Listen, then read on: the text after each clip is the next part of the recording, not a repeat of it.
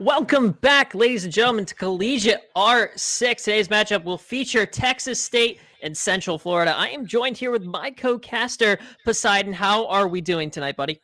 I don't know about you, but I'm doing absolutely fantastic. Thank you for asking. Well, we have a very, very exciting matchup between these two teams, and none other than the first map will be Villa. And looking at the map selections that we have here, it could prove to be a very, very, very good contest between these two. They made it pretty far, and we are in the playoffs for Season 5, so it should be very, very interesting. And I can't wait to see this matchup personally. Yeah, me either. I actually have a little bit of experience playing with one of the people from Texas State, and he's pretty good as far as I can tell. Looking at the stats, he seems to have been performing as he should be. So I'm excited to see how the transition from high school to college has treated him, and just excited for this game because my team actually played University of Central Florida, so I know people from both of these teams now. So this will be quite an interesting game. Well, it is a small world, but if we could hop over to the map bands, let's get an idea of what these teams are working with here. So if we look, it will be Villa for the first map today. And the second one will be Clubhouse. Decider will be Coastline. I think these are like the tier 3 staples, especially with Coastline in the mix. You see Clubhouse very often, but not so often you see Villa. So choosing Villa, I think, will prove a very crucial point in determining the skill level of these two teams and seeing how well they can really play together. Yeah, I just think it's a shame that the thing is that in terms of like Pro League, for instance, the map pool has been getting kind of stale, and they did add Theme Park and Oregon, both of which are amazing map reworks. I love both of those maps, but we don't get to see either of those for this playoff match. We get to see the newest map there, I believe, is Villa. So we get to see that one first, but then it's down to the old grindstone for 2 and 3 if we get there. So, but it ought to be interesting nonetheless. I do like Villa. Villa always is shaping up to be a good map with its very unique bomb sites. Yeah, Villa is one of those maps. It's kind of interesting, especially when you touch on a couple of different factors, is that it requires a lot of vertical play. And if you really don't go for that on a map like Villa, you are putting yourself at a severe disadvantage compared to a lot of the different styles that you could execute onto site. For example, when you go towards study, one of the easiest ways to defend study is to play it vertically from below with nitro cells, with a pulse. You want to try and take that control. Then you'll also have to have the attackers below to try and uproot the defenders who are sitting themselves in sight. So it really lends itself to a vertical pressure map, much like maps such as, I want to say, Clubhouse, where you see that kind of vertical play very often. And teams that can do that very well find themselves in very successful situations, especially when it comes down to a lot of the different ways that they execute on to site. Yeah, it's certainly a much more cerebral map than most, but I think our teams are ready to go. How about you? Are you ready to move on into map one? I'm ready, but apparently we are not ready quite yet. So I have a question for Really? you, Poseidon. Oh, we are rolling. I'm sorry. We're rolling into this first map here. It will be Villa, and I'm pretty excited, and I really hope we can see execution from both of these sides. And the first thing we're going to start with is the ban phase. I'm expecting to see a Thatcher ban and most likely an Ace ban because Thatcher and Ace have been part of the meta, especially in the Pro League and Tier 3 competitive scenes. It has been one of the more deadly combos, so you definitely want to get rid of those operators to give yourself the upper hand in terms of navigating around it. And sure enough, we're actually going to see a Monty ban. So no Montagna will be used today in this map of Villa. And I think that just comes down to teams not wanting to deal with that extra player who offers a lot of versatility when it comes to establishing pushes.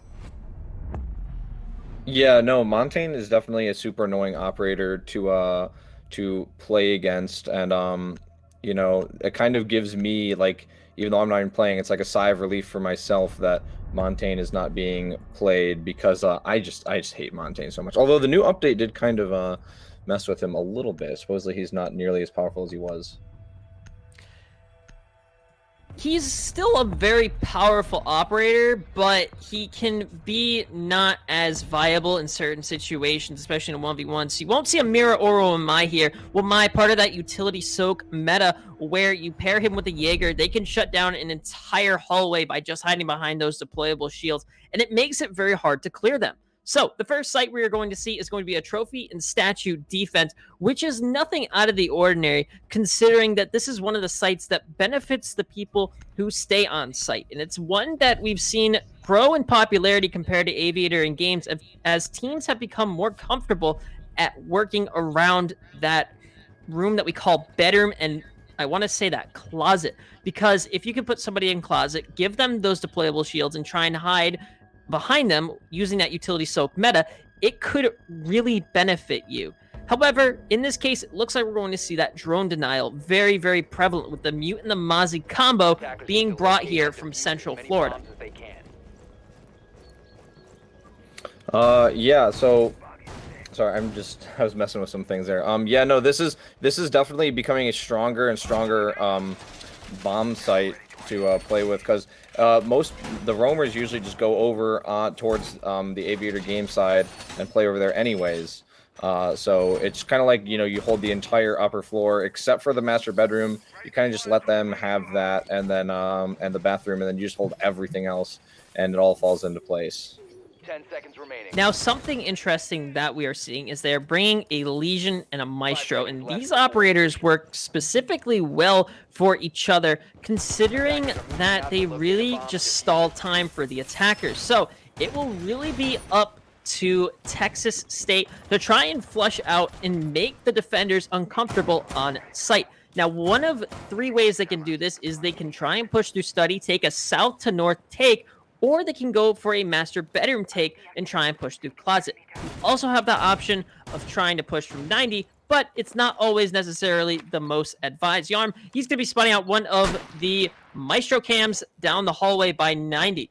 And I think it's a Maestro cam, or it's a bulletproof, where you have to, it is a bulletproof actually. It'll be Plasmatics bulletproof.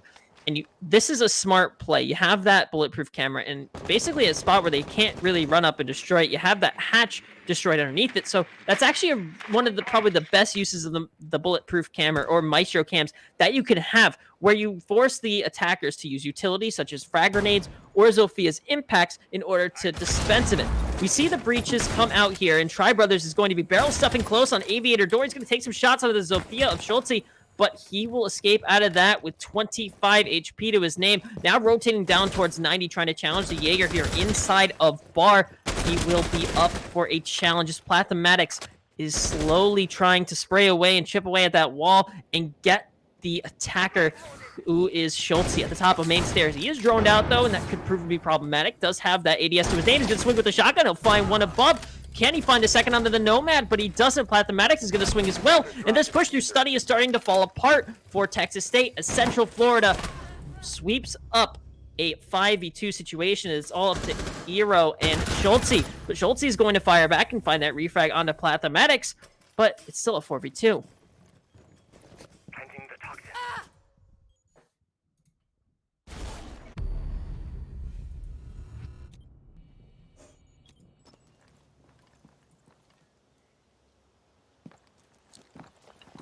Eero is going to be the last one outside of Master Bedroom, and it will be all up to him to take it in the 1v4, but the Maestro of Baby is going to find Eero. Central Florida will win the defensive round here and give themselves the lead. A very good play from the Maestro here as he will swing and take out the Hibana outside of Bedroom window.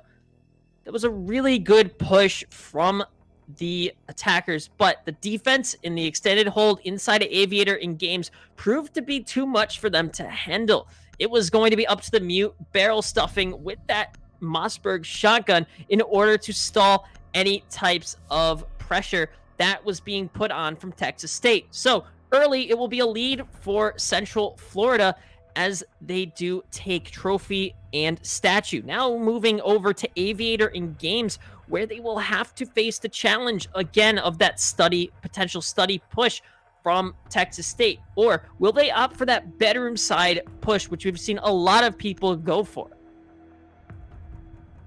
One of the big ideas that you have to keep in mind, especially considering the operators and the choices available, it's going to be up to the Maestro to hold off that late game push from Texas State. But you already have, I believe it was Tri Brothers, he is already being the early engagement factor in order to push Texas State back and keep them at bay from getting major lines of sight onto those crucial areas of study. One other thing we need to keep in mind is that Texas State do have only one single hard breach of the Hibana. On a map that is so structured around hard breaching and getting vertical pressure, a Hibana is probably one of the best operators on the board that can actually do that. Does have that range with the Hibana X Kairos pellets where you can safely, well, relatively safely, take out the wall from a distance and allow your teammates to cover your crossfire, whereas a thermite requires you to walk up to the wall and you're just really vulnerable at that point. It's going to be up to the realm of Plathematics here inside of Trophy, where he can actually make something happen. Schultze and Jazz are going to be trying to push outside of bedroom, get this north to south take here to try and get control of Aviator. Plathematics, again, he is trying to hold this trophy room. He does have quite a bit of a challenge here as the ping will be spotted out, and he knows there is one on the trophy window. Droning in is Bub, trying to get that extra information to allow his teammates to flush out this Jaeger, and it looks like he will be forced to push all the way into bedroom, take an early engagement onto Schultze, but he will get the better end of that deal as Schultze will find himself at just over half HP. Schultze looking like he may try and hunt down Plathematics, but he is going to fully rotate all the way downstairs in the basement, leaving Nuclear drifting the only one relatively close to try and contest this. Should he have a nitro cell, he might be able to loft it high here in bathroom with a good call out and take him out, but Schultze is going to dispense of the cam, as now Bub is also trying to get that power position by that 90 landing door. We see Spedman, though. He will be inside of Aviator, trying to contest Schultze on the long angle as Jazz is setting up the Nomad air jabs for flanks. Will dispatch the ADS, and now they have free roam and real estate of the north side.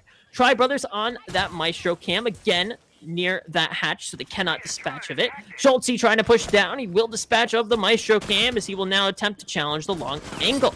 The attack response diffuser has been dropped. Looking to see what happens. It will be Bub taking out Plathematics. Schultze is trying to make something else happen as he will swing the doorway here. Does he know there's one behind the bar, though? Maestro is going to find himself inside a vault. Tri Brothers trying to rotate himself. Jazz will be bleeding out on the floor as we hit 45 seconds. Here come the explosions from multiple sides. Nuclear drifting opens it up and finds Yarn to start things off. And that is a huge pick as your IQ is off the board. Tri Brothers trying to make something happen. Here, Spedman will pick off Bub. He'll find a second. Will be Schultze of Nuclear drifting killed, but he will find his third onto Eero. And then now it's all up to Jazz trying to push down 90 hallway with the diffuser in hand. He will have to make something happen. Swings around, but the prone angle, too much for him to handle. Tri Brothers will find his second as Jazz will fall. Central Florida take another round. Okay, I'm finally back. Just having some major technical difficulties, I'm sorry.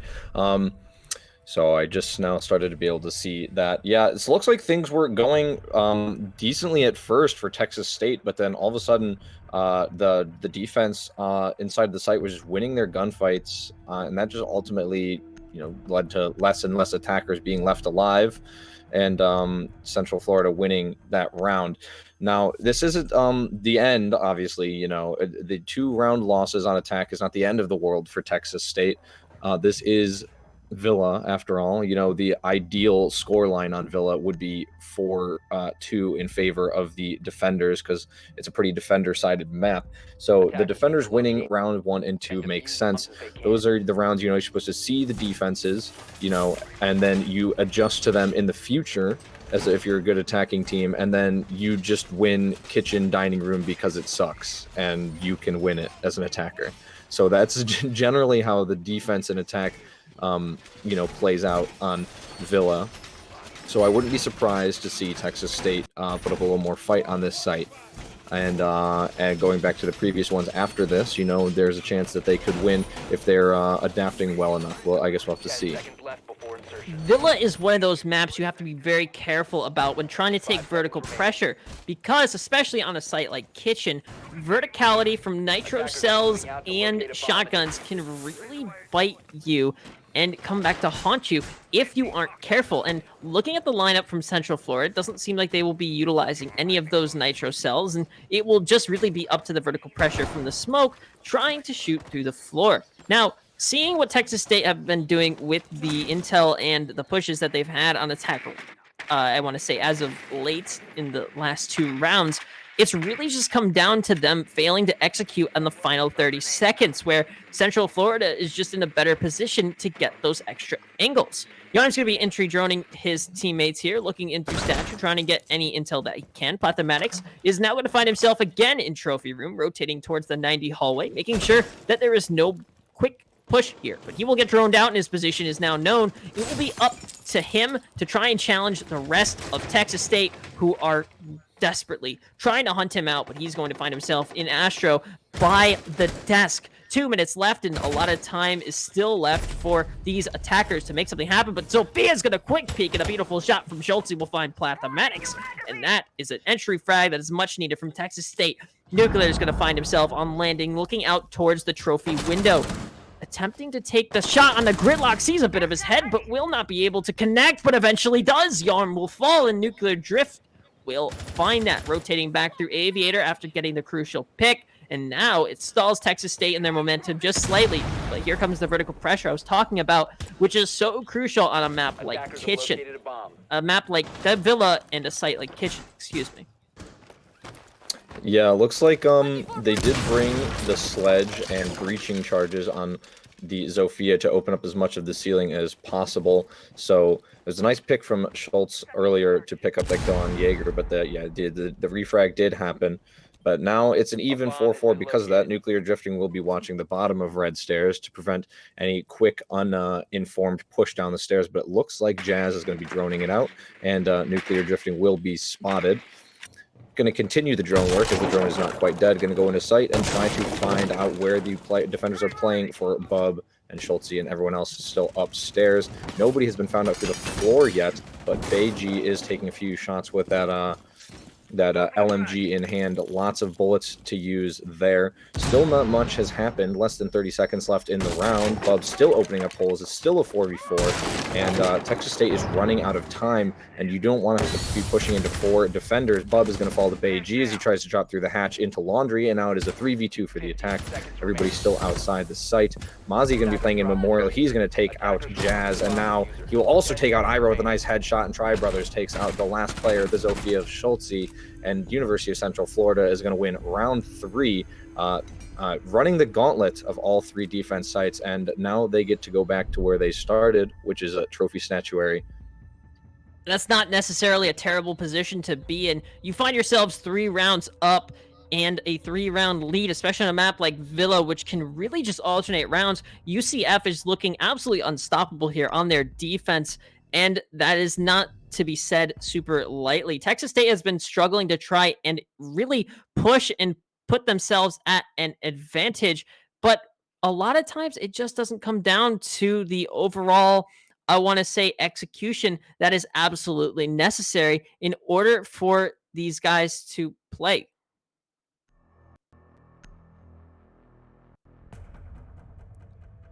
All right, we're back after a quick little break, and it's going to be Aviator and, not Aviator game, excuse me, Trophy and Statue as the site to choose. Now, one of the main things that we saw success on the site for last time was that they were able to hold off the push through Study, and that came from the extended hold into Aviator in games. Now, that will be yet to be seen again, but I would expect that if I were Texas State, and maybe prepare for a bedroom side take instead. Yeah, they do seem to be liking that bedroom take from what I could see. Like I said, I couldn't really see round 1. I was having technical difficulties here, but, you know, They are doing the same setup here again, as I can see. I did see this. They're doing the same setup again, like setting up entirely for Aviator games, almost as though they're trying to like fool Texas State into thinking that's the site. And, you know, that might work on round 1, but after you've won 3 rounds on defense, you know, there's only really one site. There's 2, but there's only really one site you can go to. They know they're in trophy statuary, so that's really just like setting up a lot of defense so Plathematics and Tri Brothers, since those are the 2 over there, can hold over there. And it looks like that is exactly where Texas State is going to go. Bub has already opened the door, and Iro will be trying to get the wall open with some Hibana pellets safely from outside the on the balcony. But there's a meat jammer there. Schultz is going to go underneath and destroy it. And it looks like Tri Brothers wanted to take the fight to the floor with a shotgun initially, which isn't the worst idea considering the shotgun is really good through the floors, surprisingly. And now after that has been taken out, Tri Brothers is kind of stuck, and Texas State has pushed in. He's going to have to try to escape, and he will.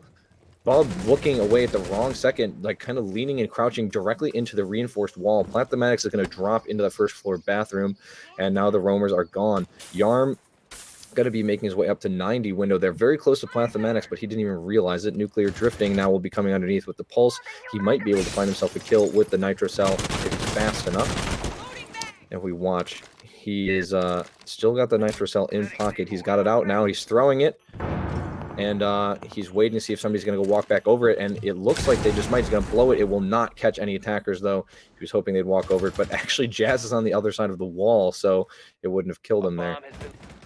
You have to be very careful with the nitro cells. If you don't put them in positions where you can be helpful, it can really hurt you. And the position that the Pulse put it in, it just didn't really play out well.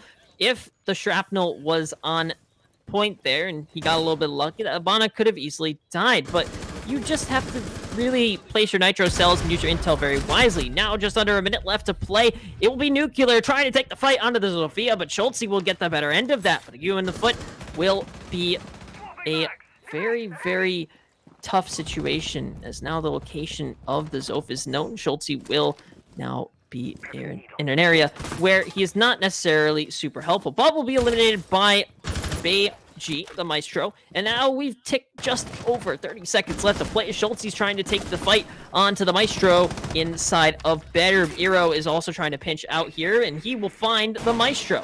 The time is ticking down, and it is of the essence as Tri Brothers is going to find himself inside of bathroom. Spadman is going to be in the doorway by A. 15 seconds left on the clock, and it will come down to the last second execution from these two teams. Spadman is going to get a little bit too aggressive. Schultz is going to find a second onto Spadman, but he will be refragged by, it looks like, Plathematics. Bunch of bodies to fall as Zero is killed, and Yarm will find Tri Brothers. But it's ultimately going to be Jazz for Texas State to win out that round as Plathematics will fall. Texas State get their first round win, and a much-needed one here as they inch closer to the deficit. That is 1-3.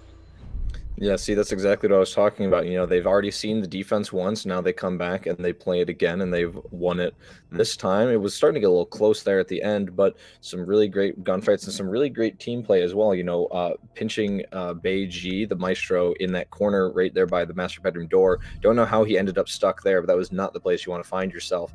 Also, Spedman, when he was looking around that corner there, he was kind of looking at the wall. I don't really know what he was looking at. You know, he was like kind of pre-aiming, but like not exactly, and just kind of standing there. And Schultz just came around the corner and picked up that kill as well. So some great plays by the attackers there, and that's it. They adapted and they won, and now it looks like Central Florida is going to go back to trophy statuary again, except the operator lineup has changed a little bit. Spedman will now be playing Smoke. I believe he was on Legion last time. Nuclear Drifting will be playing the Valkyrie instead of Pulse. The attackers are going to stay the same, except for Yarm will now be playing Jackal. And that's a really good pick here. Considering how much that Central Florida has been roaming, you definitely want to utilize the fact that Jackal has not been banned, and that can prove to be helpful. You want to try and get as much information as possible, and Jackal is one of those operators that does give you that. It is going to be another trophy and statue defense here for Central Florida, as they are attempting to do that extend inside of Aviator, which last time it worked, but it didn't. At the same time, the first round, they were able to make it work, and they were able to win that round. But that last round, they stalled enough time, but it ultimately came down from the push through bedroom that really killed them. And that's something that Texas State adapted there and really worked in their favor. Yeah, they definitely, they just worked things out differently, and they figured out even with a little bit of stumbling blocks in the beginning, like missing the easy kill on Tri Brothers, where he had his back turned, he was running away. They still managed to recover from that, and it looks like it's going to be a similar push. Bub holding the same corner, and Iroh going to be trying to get that wall open. I don't know. It doesn't look like they've dedicated a mute jammer to it this time. If they did, it was already removed. I'm going to say they didn't, considering Schulte is already upstairs. Already pushing on into study now. They're going to find out that there's a bunch of empty space here, but Tri Brothers and Plathematics are both holding very similar angles. Actually, Plathematics is going to head downstairs now, so it's just Tri Brothers and Spedman's kind of sitting on 90 there. Tri Brothers giving away his position early, running the MP5K over the shotgun for that distance play. He will be taking shots at Schulte, but Schulte just wins those. He just turns on a dime and guns down Tri Brothers, and now he's going to be left wondering how that happened, and the attackers are going to be left with a one-man advantage. Schulte getting away with just under half his health, Bub only losing about an eighth of it. Plathematics will get the refrag on Iroh. That's going to be the Hibana, so no more hard breaching to be done by the attackers, and it's now a 4v4. Plathematics still walking around downstairs being a menace. The rest of the attackers, I should say, are still out by 90 in study area, trying to figure out how they want to attack this. They can't all push from exactly one location. Bub has got himself inside the entrance of Trophy. Smoke's going to fly out. He's going to take a little bit of damage from that. Try to sneak away as Beiji is going to try to get an angle on anyone. Pre-fire comes up, but it is not hit its mark. Almost did, though. It looked like Jazz was just about to put his head right into that pre-fire. So now we are under 50 seconds left. Plathematics sneaking up behind them, his position completely unknown. Spedman in a great position on the ground with the shotgun, ready to take out the legs of anyone who walks through that door. And unless they are aware of the fact that he's there, he's probably going to get a kill. Bub will pick up a kill into Beiji, though, and it looks like now Spedman might get his chance. So they're going to start pushing through here. Nuclear drifting will take out Bub, and he'll get taken out himself by Yarm. It is a 3v2 for the attackers. Spedman's going to start getting aggressive. He's going to take out Yarm. Jazz is trying to get the diffuser down. He's still got a quarter of it left to go. He's going to pull off. What a shot. No scope on Plathematics as he tries to run around the corner and stop it. A great heads-up play. 10 seconds left. Jazz is going to start the defuse once again. Spedman's going to try to go for the kill. Will Schulte be watching the angle? He has to be watching the angle. Smoke's going to come out. It's going to be too late. Jazz is going to get away with half his health remaining. And now it's a half-health Schulte, half-health Jazz versus full-health Spedman on the smoke. He's going to push through the saturated door, try to throw another smoke. It's going to get stuck on the door frame. He's just going to go in with that SMG-11. Jazz has already switched to the other site. He's pinched by Schulte and Jazz. Schulte's got a shield. There's nothing that Spedman can do. Jazz takes him out from behind, and Texas State is going to win round 5, 2 in a row on attack on Villa for Texas State. This is exactly what they needed, and the fire that needed to be sparked in order for them to really get that momentum back in their favor. They have now cut the deficit to only 1 round, and that is not a bad position to be in, especially when you come off to a rocky start here on a map like Villa, where rounds can be exchanged left and right. You see one person winning defense, one person winning attack, and then it goes back and forth until you get to maybe a 4-2, a 3-3 split. And right now, it looks like we are on track for a 3-3 split, which on a map like Villa is not bad for Texas State as they go into the defense. But if their defense of Central Florida is anything like, their attack is anything like what we've seen on their defense, Texas State could be in for a very, very difficult task.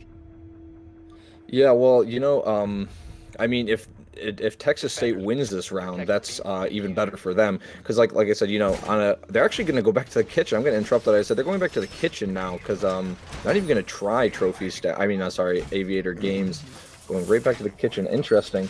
But what I was going to say, so on the more defender-sided maps like Oregon and Villa, you kind of want, people think like 3-3 is even, like maybe on Coastline or like a fragger map like that, but I think more on like the defender-sided maps, an even score line is like the 2-4. So if they lose this round, it's not even that bad for Texas State. I'd say that's pretty even. If they win this round, that's even better, because if their defenses are just as good, statistically they would win. So it'll be interesting. Their attacks have definitely been picking up.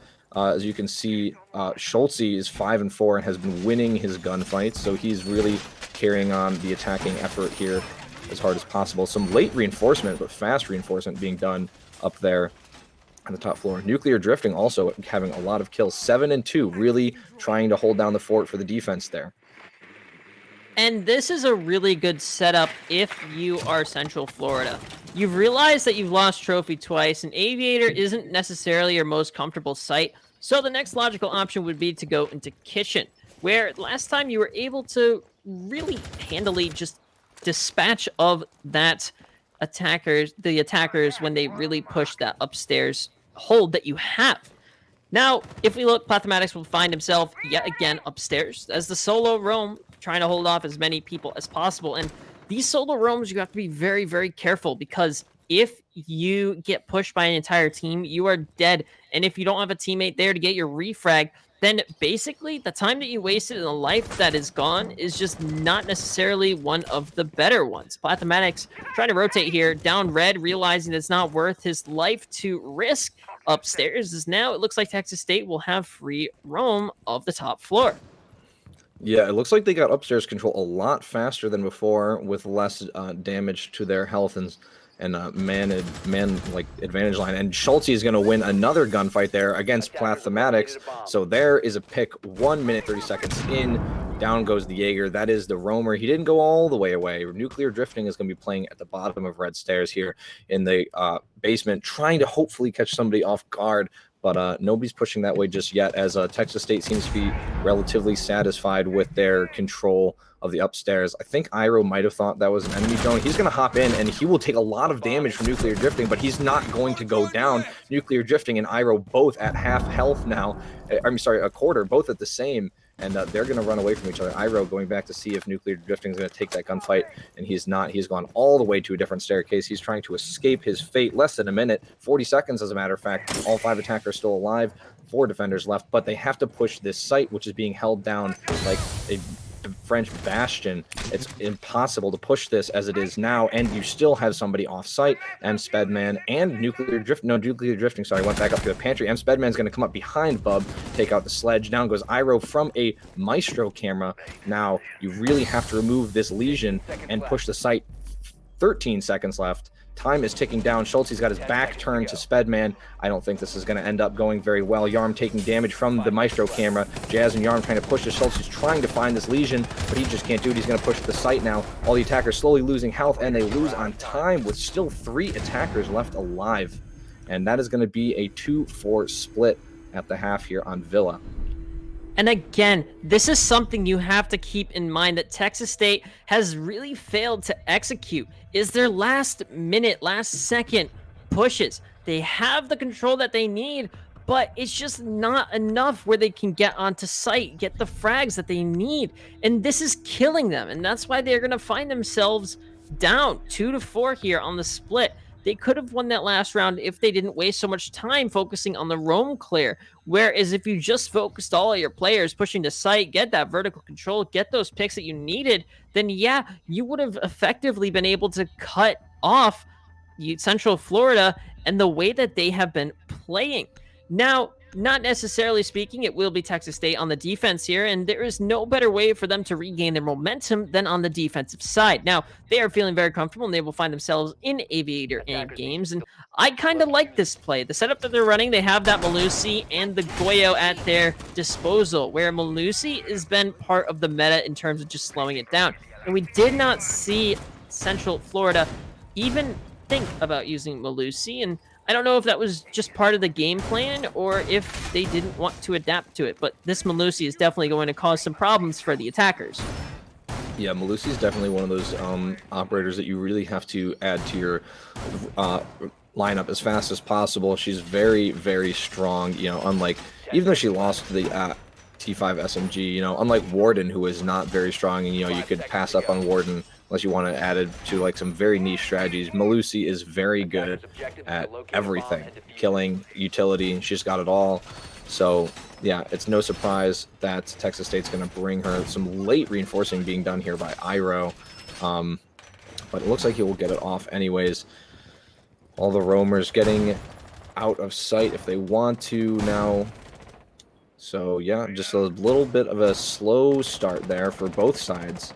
but everybody has taken their positions, and now the play shall begin. This is a good position to be in if you are Central Florida. It looks like the execute is almost in position to try and get control of bedroom. You see Nuclear drifting, trying to get control of that bathroom side and execute towards astronomy door. But you have Yarm being very, very aggressive here, standing in the doorway by 90. Could get pushed out here from Spedman, though, and that could prove to be a huge issue. Plenty of time on the clock, and the executes are starting to come out here for the attacking side. We see Schultz is going to find himself all the way downstairs inside of kitchen, looking to rotate down brick stairs. Yarm's going to be looking to contest onto the person inside of Astro. That will be, I believe, Spedman, and that could prove to be very, very difficult. Nuclear drifting going to be trying to drone out inside of Trophy as the sprays are coming through the walls. Nuclear drifting is going to be pushing up. Yarm's going to find one on Tri Brothers, though, and now it's an effective 5v4. Yarm is still going to be alive as he does take out the Hibana, but does not escape out of that situation completely unscathed. Just under a minute and 30 left to play, and it's an effective 5v4 favoring Texas State on the defense. Oh my god, what a play from Yarm. He just swings out on the drone. He'll take out Nuclear drifting and M. Spedman. A flawless round to start with Texas State. And Yarm, what was that play? Oh my god, I've never seen anything like that at this level. That was huge, and that was the difference maker, considering he got 3 kills there. That was like, he got the kill through the wall, I believe, on the Hibana initially, and then that just the heads up play, and that really just fell on Nuclear drifting, not holding the angle while M. Spedman droned. And that is, I'm sure some words are going to be flying in the communications there, because that should not have happened. Yarm should not have gotten away with that. That was homicide.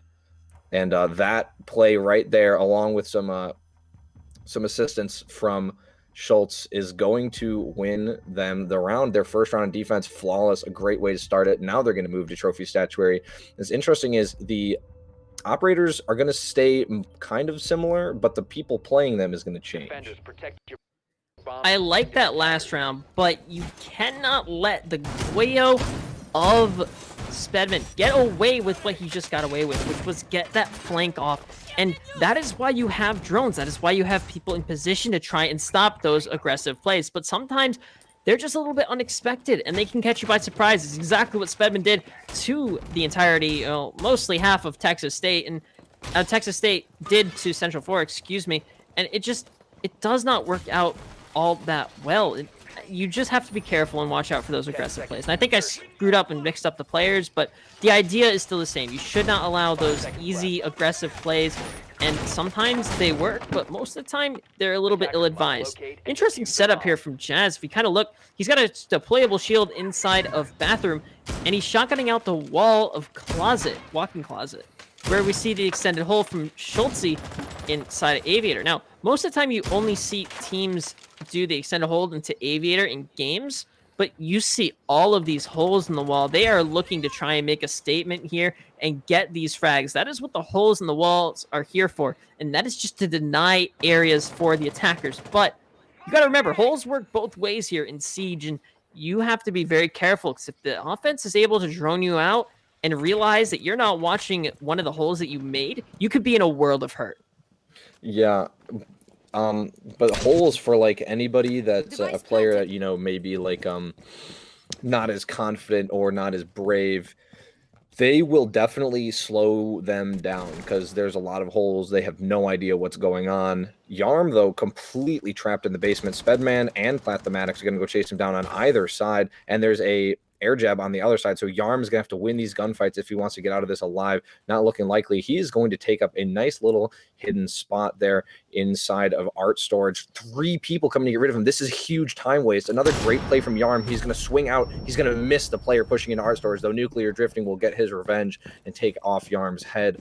And the roam will be dealt with minute 30 left on the clock. 4v5 for the defense, and now the attack can begin to clear out the roamers upstairs, which is going to be Schultz and Iro. Schultz is going to be playing the castle, so the UMP 45 is going to be a bit of a crutch for the other team, that is.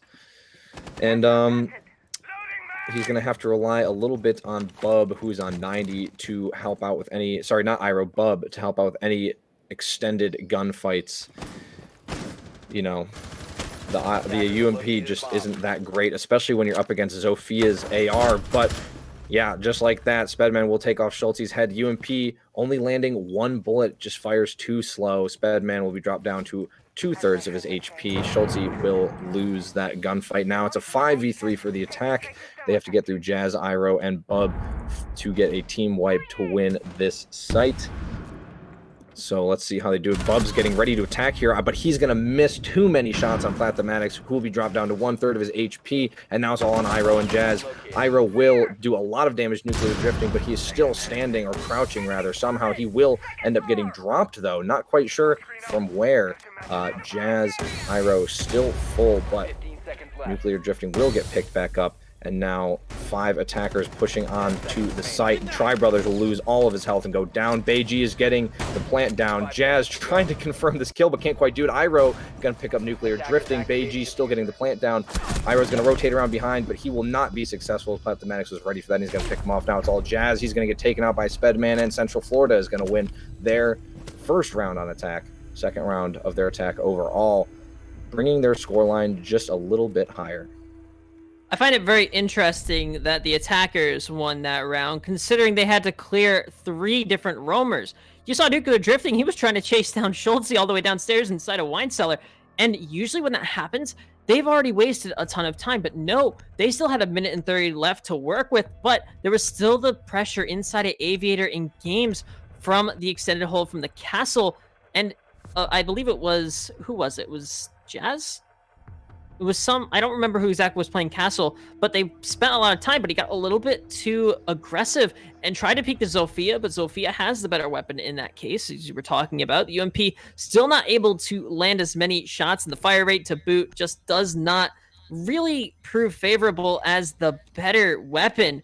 So you will see Texas State take a loss there. Central Florida will get that win, and ultimately, it's looking very, very good for Central Florida. They'll find themselves up 2 rounds here on the first map, and I like exactly how they're playing. It's a very aggressive style, but Texas State really needs to answer back here, and they should do it on Trophy and Statue. Yeah, you know, that round really just came down to every single roamer just lost their gunfights. And, you know, the roamers are more expected to, in overall terms of strategy, waste time, and if they get a kill along the way, that's great. But you know, you don't need to get a kill, but you kind of need to get at least one. And unfortunately for Texas State in that defense round, every single roamer just lost their gunfight, and it was just left to Iro and Jazz on site, who tried their best, but they got a kill each, but they just couldn't hold off the wave of attackers. So yeah, that was going to be a Central Florida round. Now, as you can see, Schultze, who was the castle last time, now playing the bandit and is going to be roaming down in the basement instead of Yarm, who is now on Legion instead of Malusi. Schultze, you know, was limited by the UMP last round, but now he's got the MP7, so maybe we'll see a little better gameplay out of him. Maybe he'll pick up a kill here, but he's already on the he's already being hunted. He's going to get aggressive on the sledge. A nice headshot. It's going to take out Tri Brothers. He is not going to go down like Yarm did, and now the attackers are scrambling for a way to get rid of him. Plathematics is going to go take up the same direction that Tri Brothers came from, but Schultze is ready for this. He just is standing there waiting, and there's the head of the Ash, and off it goes. Schultze with double kill and a triple kill. Oh my god, this is exactly what they needed last round. This is what Yarm couldn't do. All 3 attackers that were going to go get rid of him get taken out. Beiji finally puts an end to this absolute manslaughter that is Schultze, and now it is a 4v2 for the defense. Attack completely left, you know, swept off their feet. Just the Nomad and Ace left. Nuclear drifting and Beiji, a terrible situation to be in, and I think this one's already written in the books. I would say that is the case, my friend, but one thing you have to keep in mind is that basement roam takes up so much time, so even if Schultze didn't get any kills, he still would have wasted a bunch of utility and drone economy for the attackers. So it's going to be up to nuclear drifting and Beiji to try and dispatch of the last 4 defenders of Texas State. And this is not an easy task. Schultze already took out 3 members, and he didn't cost his life in that, but you still have 4 of your defenders available. Beiji is going to get concussed by an Elamine, though, and that will be the swing from the Ela. Bub will find Beiji. He's looking for more, though. Knows there's one at the top of red, or so he thinks. Nuclear drifting is going to be rotating down 90 hallway. Knows the Ela is there, but the swing from Bub will find him with the Scorpion. Texas State will win that round, and mostly off the back of Schultze. Yeah, absolutely unbelievable round. The Schultze and Bub show, that was ridiculous. Schultze with 3 kills on the roam. And, you know, the only thing that prevented that round from being flawless once again, like their first round on defense, was, you know, just Schultze getting aggressive on red stairs. Not much you could do about that. He had lost a significant amount of health already. Bub cleaning up the rest of the attackers. That was an insane round. And like you said, won mostly on the back of Schultze there with that crazy roam. You know, taking Yarm's dream from last round and bringing it into reality. That's one way you could say that, but we're going to be hopping over to Aviator and Games, where the defense is going to have to make a very big statement here. They're down by 1 here, and they're looking to tie it up at 5-5, possibly push to OT or secure themselves 2 more rounds and win this map. No, sorry, not 2 more rounds, but 3 more rounds. They got to get to 7 in order to win this map and push us to Clubhouse. Now, the setup they're bringing here is pretty standard and typical, but one kind of exception that I need to note is that Yarm is running Goyo.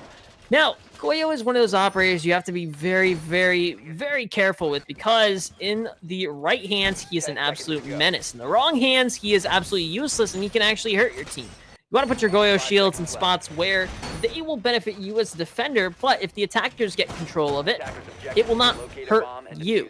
And that's a lot of times why people put Goyo shields in doorways, but this is actually a huge misconception. You have to be very careful, because if you put them in doorways, they can be shot from either side, and they'll block off those doorways, cutting off defenders' rotates to try and get those necessary kills. And it looks like the Goyo shields in this sense will be placed in sensible locations, which will definitely benefit the defenders here. Looks like the first pick will be Bub. He will find Beiji, and that will be via Malusi and her newly acquired MP5, switched out from the T5 that Oryx now has. They basically did a gun swap, so you will not be seeing Ace in this round, as he will be straight to cams. Your only hard breach then left is Tri Brothers on the Hibana. Yeah, that's not the operator you want to lose first, with great hard breaching utility and great fragging potential as well. Going to be removed. Yarm trying to get a shot there on a nuclear drifting, but misses and is now going to have to try and slink away, as the attackers are going to try and get the kill. Tri Brothers will get him with a nice flick back. There goes Yarm. Removed. Not going to be able to do a repeat of what he did last time they took this site. I'm sorry to burst your bubble, Matt. Yarm did play Goyo here last time. He got a triple kill, but not this time. He's going to get taken out. The refrag from Tri Brothers.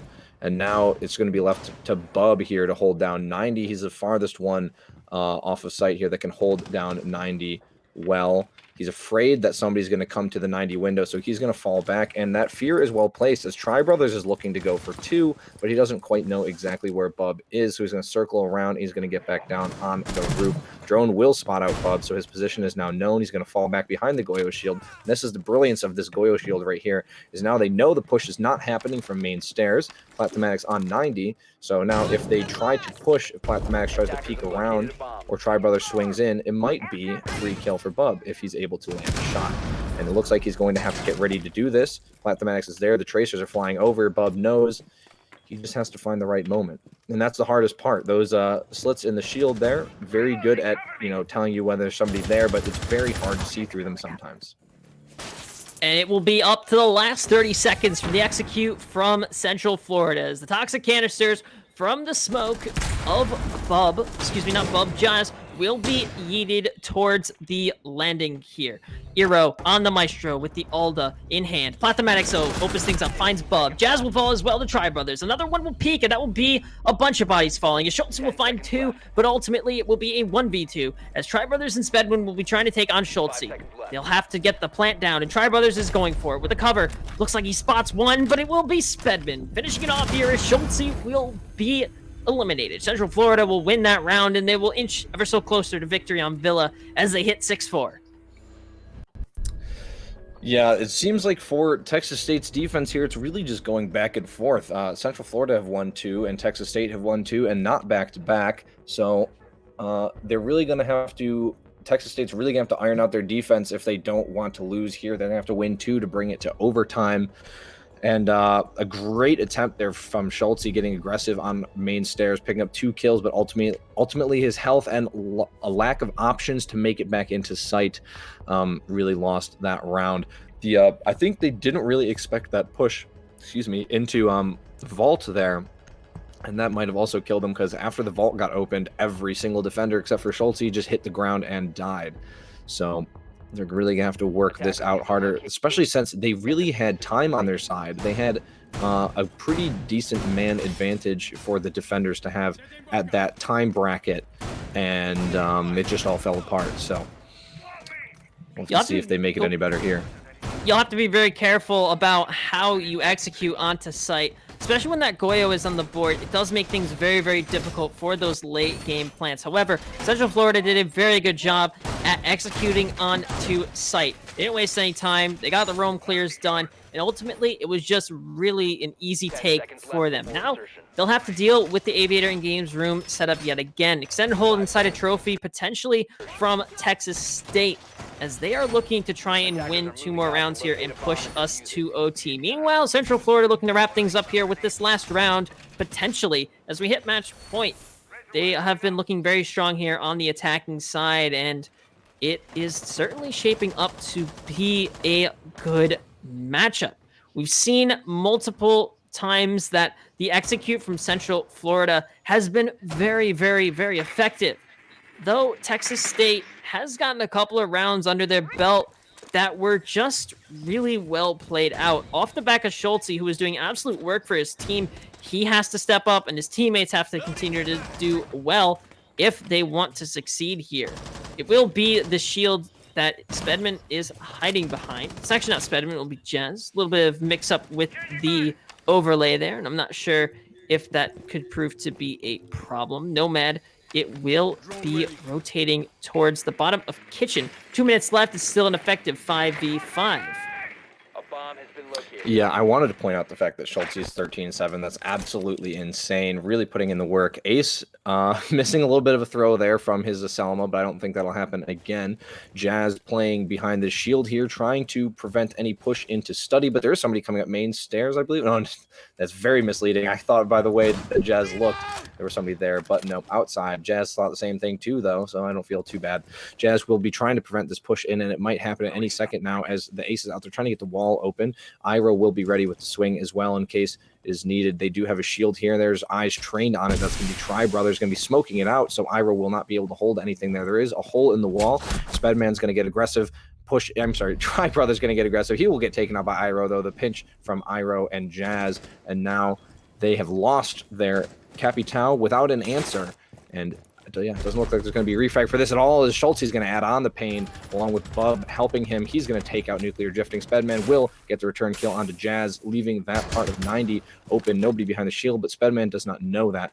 Plathamatics is going to be over here in the master bedroom bathroom trying to take out these roamers. He doesn't have a whole lot of support, though, considering most of his team, not most of his team, about half of his team has been removed from the game, and he's going to have to be going up against Schultz and Bub, and a lot of damage done back and forth. Plathamatics coming out with a higher amount of health. Bub is really going to have to help out if he wants his teammate to survive this. Plathamatics will take out Schultz. Where is Bub? Nowhere to be seen for the refrag. Bub has gone back to 90. Schultz will die without the refrag.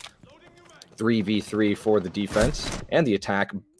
Bub going to look away at the wrong time, and the angle is going to continue to be held by Plathamatics. Bub is going to be pre-firing, and he will win that gunfight on Plasmatics. Now he's going to take the pre-fire down 90. It's not going to work out. A team kill coming out from Beiji is going to kill Spedman, and now Beiji is just going to try to plant. Not going to happen. Iroh is sneaking around the other side of the counter, is going to kill Beiji, and Texas State's going to win, clawing themselves closer to tie. That was a really unfortunate team kill. I feel like that team kill definitely put the nail in the coffin for that round. So Texas State will inch ever so closer to a potential overtime push, but they'll have to win one more round to do that. Meanwhile, Central Florida looking to win one more here and guarantee themselves Villa, the map of their choice. But we're going to be jumping over to Dining Room and Kitchen as the potentially last site here in this map. And interesting. We're seeing a rook here. Poseidon, what do you have to make of this rook pick? Oh, it was 6 for a pulse. Never mind. I was gonna say that's what I make of the rook pick. I make that it better be 6 pulse or 6 picked, or I'm gonna be angry. Yeah, the only thing that rook brings to the table now over Doc is the 2x that now, previously they just both had ACOG. Doc not only has the 1.5, rook has the 2x. But I mean, you should probably still be playing Doc anyways, if you're going to play either of them. And he's not. He's going to go to the Pulse. A great idea to 6-pick the Pulse. I mean, kind of given that you're going to be playing Pulse on this site, but it's always better to 6-pick it if you don't have anything else to 6-pick, because you really want to get those spicy nitro cells through the floor.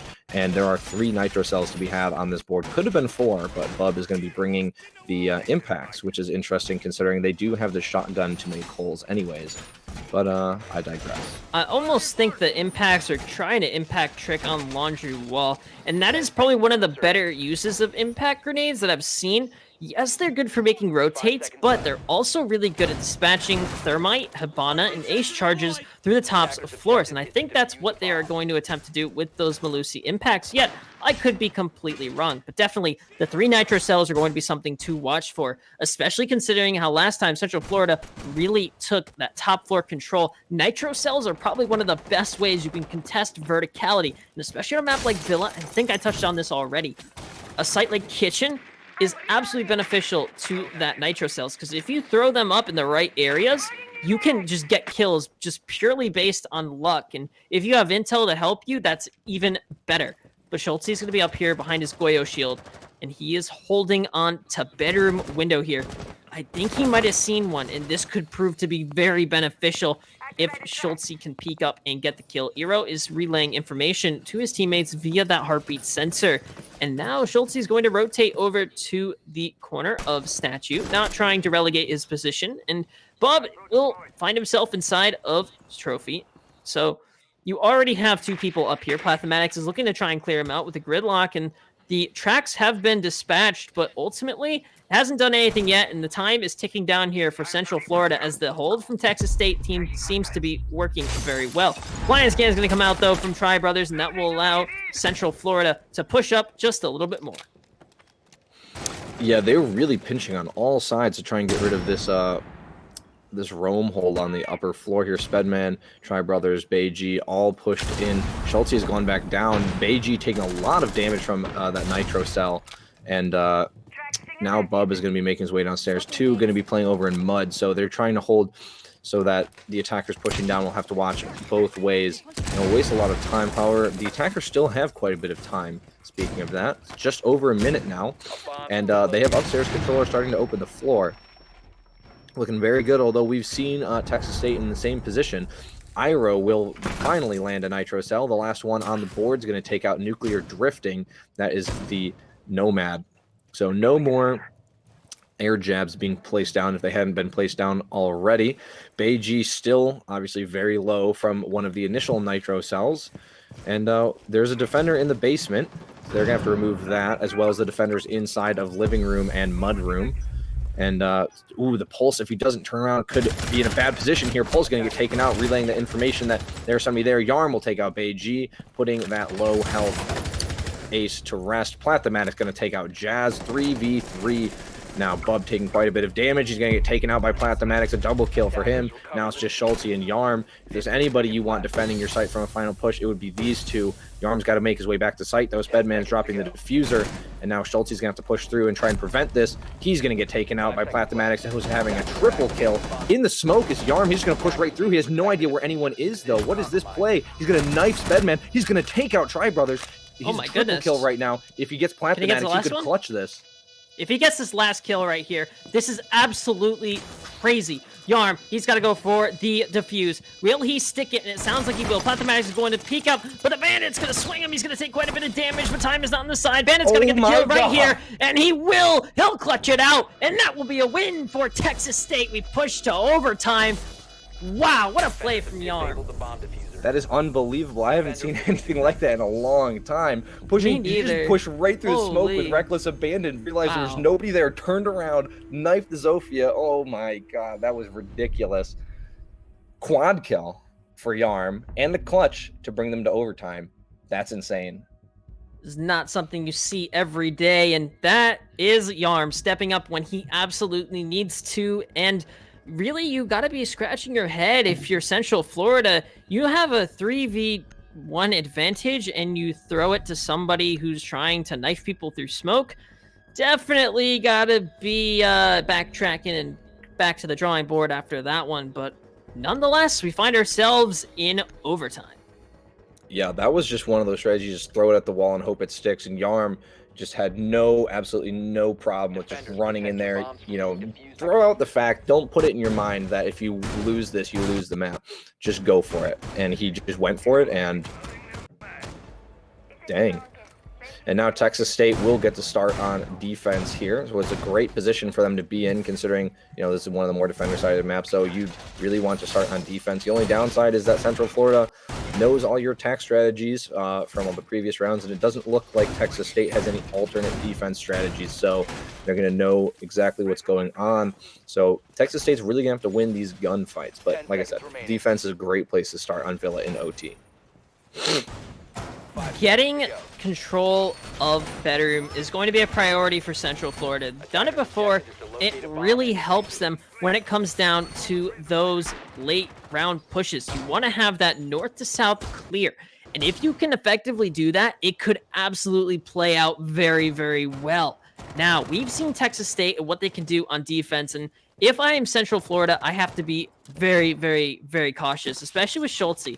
He is an X factor. You don't know where he's going to be. And right now, he's going to be prone inside a walk-in closet. If he gets misdroned here, this could be absolute blunder here from Central Florida. They'll have to dispatch of him. And I think he was droned out. And yes, he was spotted. So he will have to rotate out of his position. And it's now known he has 2 people, 3 people outside of the window of bedroom. He is probably not going to live through this. This is a very bad position for Schulte to be in, but he's trying to make the best of it. He's peeking out. Oh my god, a nice headshot onto Beiji. What is that? There goes the ace once again. Schulte, you can't be doing this. Nuclear drifting, now holding this angle into the door.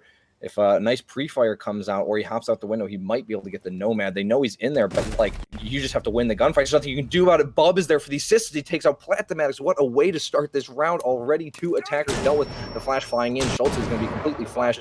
Nuclear drifting and Tri Brothers rotating around. Tri Brothers will take out Bub, and now it's just Schulte in there who will take out Tri Brothers. A triple kill as he does a lot of damage to Spedman as well. He's quite low, though. He's going to get taken out by Spedman, who does immediately get refragged now by Yarm, who's still on a tear with that Goyo from the first time he played it on the first round of defense. And now it just all of a sudden is nuclear drifting in a 1v3 situation. Like, this is absolutely insane. You can't, if you are Central Florida, you cannot let Schulte get away with this every single time. You know he's in the master bedroom closet. He should be dead. Yet somehow he just does the unthinkable and picks up 3 more kills. And now, like, 16 and 10, Yarm has 10. Nuclear drifting is just stuck. I mean, he is in a rock in a hard place, and the position you don't want to be in, especially when you have to deal with 3 amazing players of Texas State. He's got to rappel down here, because if he accidentally drops, I believe that does kill you, so you have to be very careful. But he will relegate himself back up to the roof position, and there's not much he can do here. And he's I don't given blame up. him. Yeah, I think he's given up as well. Take a tactical timeout and realize that your team kind of got smoked on that attack, and Texas State will win that round. So, I think what they really need to do, they need to focus more on just pushing site, not so much on the roam clear because it is 15 important, seconds remaining. but you just need to get the kills and get the Located a execute onto 10 site. seconds Here remaining. comes the Joe from Nuclear Drifting. He's going to try and get some intel onto 5 site, seconds just left. kind of tease the defenders a little bit here. And yeah, that's pretty much going to be around here. Drone's going to Operators, come you are out, of time. but ultimately Texas State will defend the bomb site and win round 13 here. They win one more round, and they will win the Villa map. If Central Florida wins the next round, then we will go to 7-7, and the team from there will win next. So stick with us. This is a very, very tight matchup, and we still have another map between these two amazing teams, and it will be Clubhouse. And if the team that didn't win this one wins that one, then we have a third map. So we could be in for a very, very long night, folks. Do not go anywhere. This match is just getting started. Yeah, so now as the overtime rules dictate, we have Texas State on the attack and Central Florida on the defense. You know, both of these teams, their defenses have been better than their attacks, but Texas State has definitely been heating Attackers up need to locate after and defuse. their defense, so I wouldn't be surprised to see them put on a little pressure here, but Central Florida's defenses have been quite good, and you see once again they're breaking out that kitchen dining. This is a site they have not lost yet on their defensive side, and they're trying to make it go 3 for 3.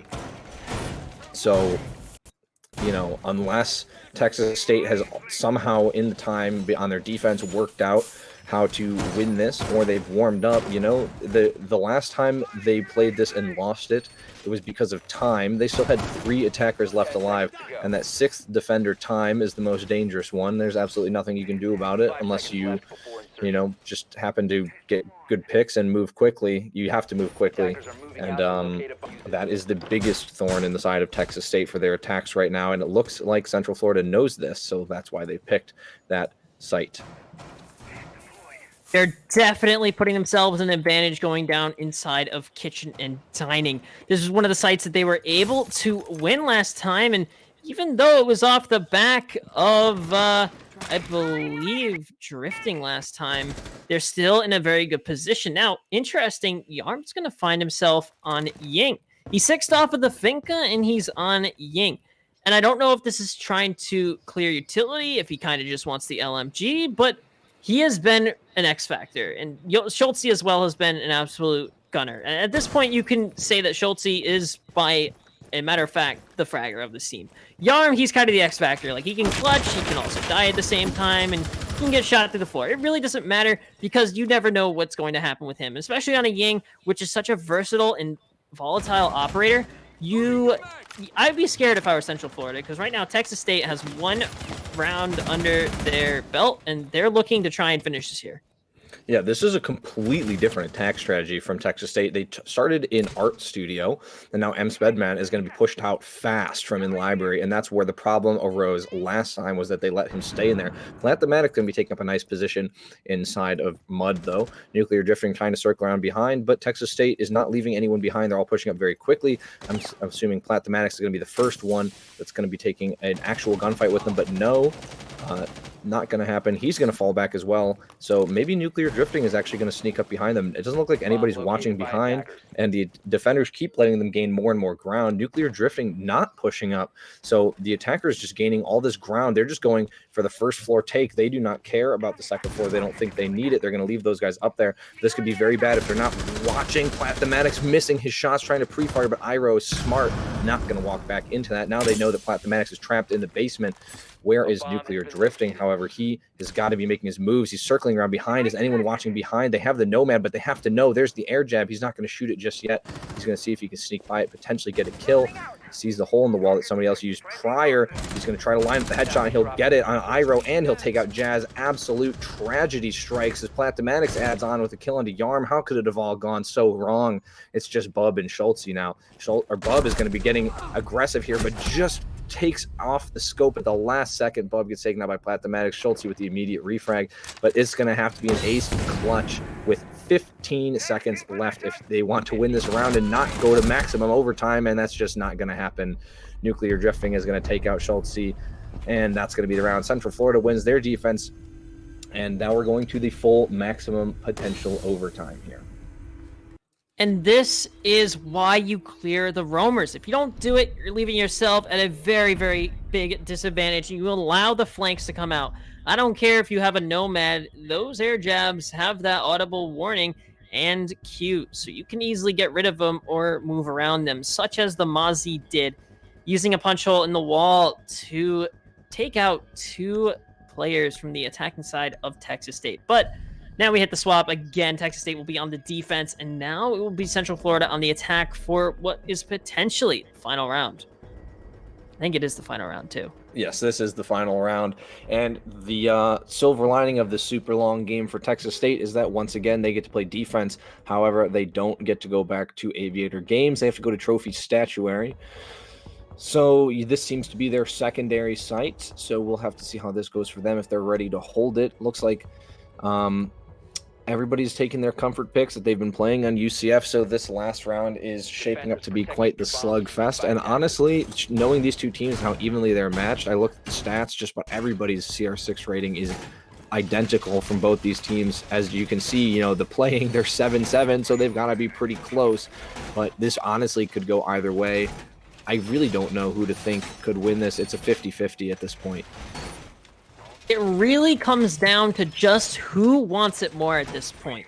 Now, again, we do have another map after this, and we could see teams sweep the other team. And it's been a very close one here on Villa, but this is kind of what you expect on a map such as Villa, where rounds really just exchange each other. And it's just some attack rounds are won, some defensive rounds are won. But ultimately, it usually comes down to a tie score. And thus, that's why we find ourselves at 7-7 over time. It will be match point, though. Whoever wins this one will win the map. And who do you think personally has the upper hand? Excuse me, I just hit my mic. You know what? If Schultze gets killed, I think UCF wins. I'm just gonna say it right now. He's 17 and 11. Just he's one 17 and 11. If you look at the scoreline of any other player, he's 17 and 11. Plathematics is 12, has 12 kills, the highest for his team, but he's still got more deaths than kills. However, Schultze is 17 and 11. I think it's either Schultze or Yarm is going to be the difference maker here based on the scoreline. Oh, that's an interesting take. And we see Schultze and Bub, they're going to find themselves off-site, 1-90, one inside of Aviator in games. And it looks like it's going to be an execute onto Bedroom from Central Florida, but they're trying to drone out the majority of the rest of site. Drifting's going to throw down an air jab, and I think that was actually in the drone hole, if I'm not mistaken. Beiji is going to find Bandit, found himself inside of Aviator, and Nuclear Drifting spots out the Ella inside of 90, and rotating to the top of stairs. It looks like that air jab is going to try and deny any drones from going in, but I don't think that's going to stop a player.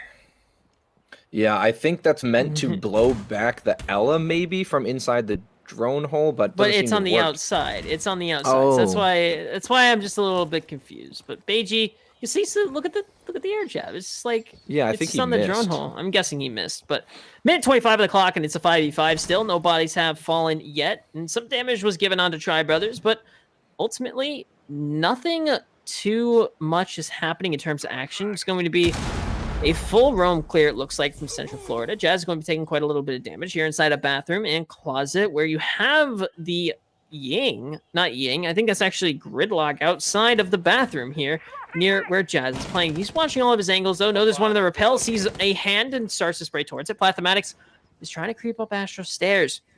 Is his position known from the defenders? It's got a goo mine, though. He'll have to dispatch of that if he wants to sneak up on Jazz. But Jazz does have that audible cue when you shoot, and he does know there's one on the rappel, or it was at one point. And still, it's a 5v5, and time is ticking down. Texas State really looking to play that long game here. The Toxic Babes start to come out here from Jazz as he's looking to try and deny the push up Astro stairs. We could be in for a very interesting finish here. Yeah, things not looking good. 20 seconds left, and it's a 5v5. Unheard of, really. It's really going to come down goes nuclear drifting. Actually, it's really going to come down to Iroh here. If he can take out Spedman, things will be looking even better. Spedman's going to have his back to him. Iroh's on cams. That's a complete tragedy. Schultz takes out nuclear drifting. Spedman going to push back out. He's going to get bubbed now. Down goes Tri Brothers. Platformatics takes out Schultz. It's a 2v2 effectively as Beiji is down, but it's over. The defenders won on time on the very last round. Texas State takes it on time in maximum overtime, the most possible rounds. What a way to end map 1 with five people left alive and the time ticking out. You have to get rid of that extended roam inside of Aviator in games. If you don't do that, you're putting yourself at a very, very, very big disadvantage. And if you don't actually take those guys out, which we saw that last time when the push from the Zofia of Schultz was going in through study, he had the diffuser, he dropped it, and he just was not able to clear the rest of them, which forced the attackers who are already inside of sight to rotate back and try and take out the people who are holding that diffuser inside of Aviator, and that ultimately lost in that game. You have to be a little bit more decisive when it comes down to the executes that you are putting through. So definitely a win for Texas State, and hopefully they can capitalize on that success that they found here on Villa on the next map, Clubhouse. All right, so yeah, that was map 1. Texas State's gonna win 8-7, and we'll be back very shortly for map 2, which is gonna be Clubhouse. Stick around. We hope to see you all there. You've been wonderful.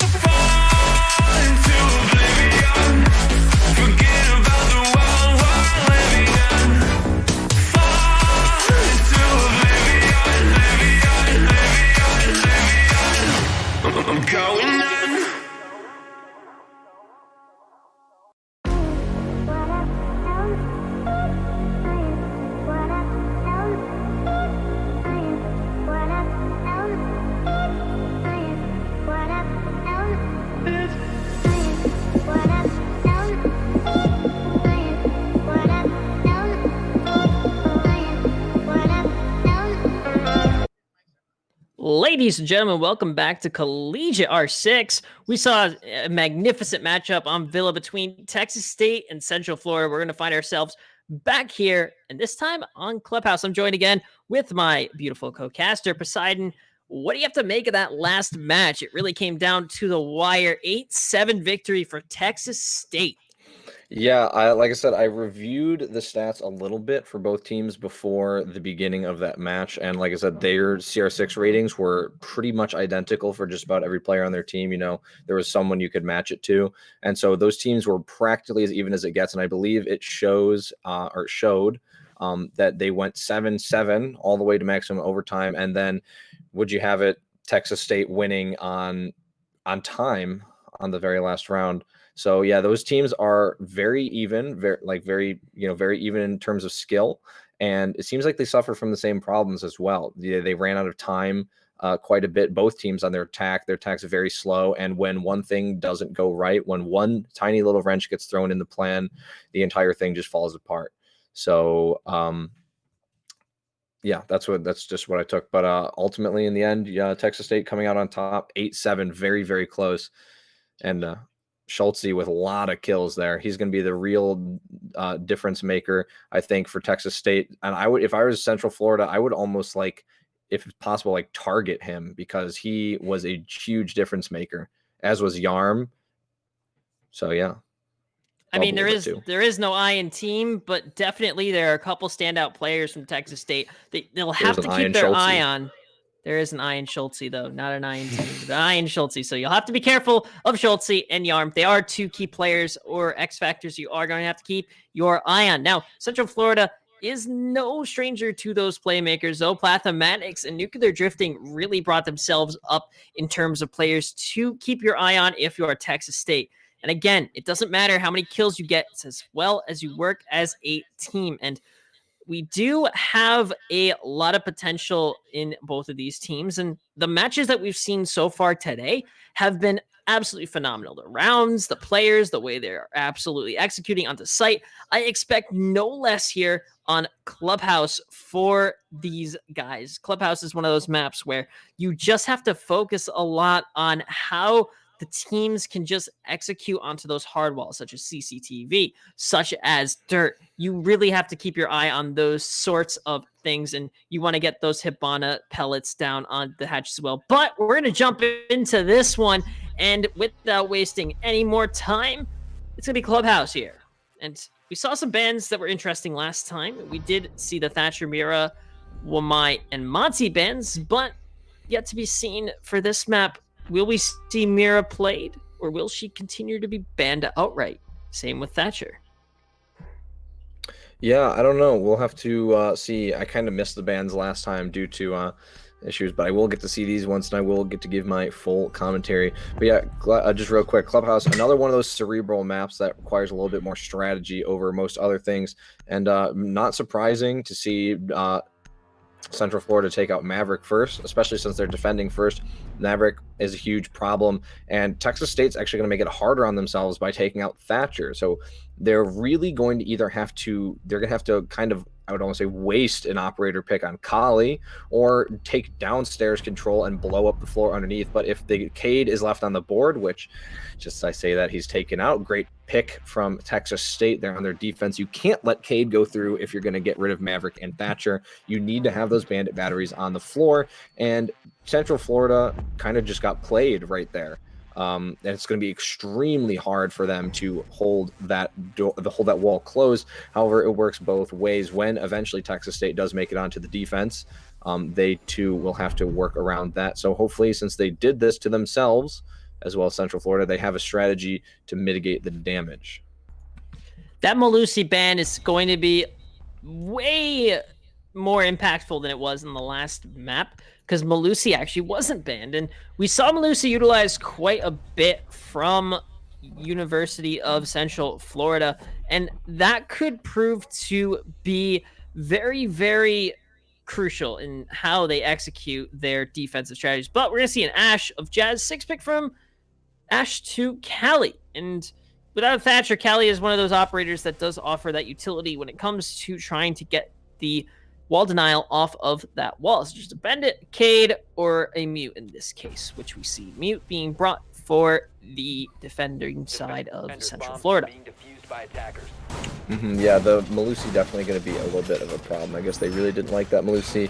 I can't blame them considering it was in the hands of several capable players. But 2 for 2, Ace goes unbanned.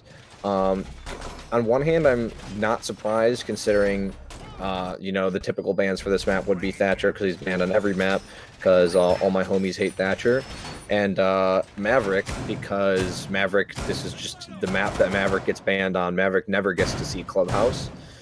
So Ace gets to sneak through once again, and it doesn't look like Texas State will be playing them. Like I said, they did pick the Kali this time, so they're not. They actually don't have. They have the Zofia could go underneath and get rid of the bandit batteries. That's about it. So it looks like they will be relying on the Kali, and that's actually going to work out fine as long as Jazz can play the Kali well. Jazz has been more of the support flex player for Texas State. It's going to work out fine because they have a mute, and mute is probably one of the worst operators you can have to try and keep a wall closed.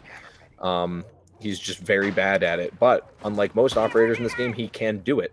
Bub really trying to find some feet here, role-playing as Jackal, looking through that that drone hole, but he's not going to be able to find anybody.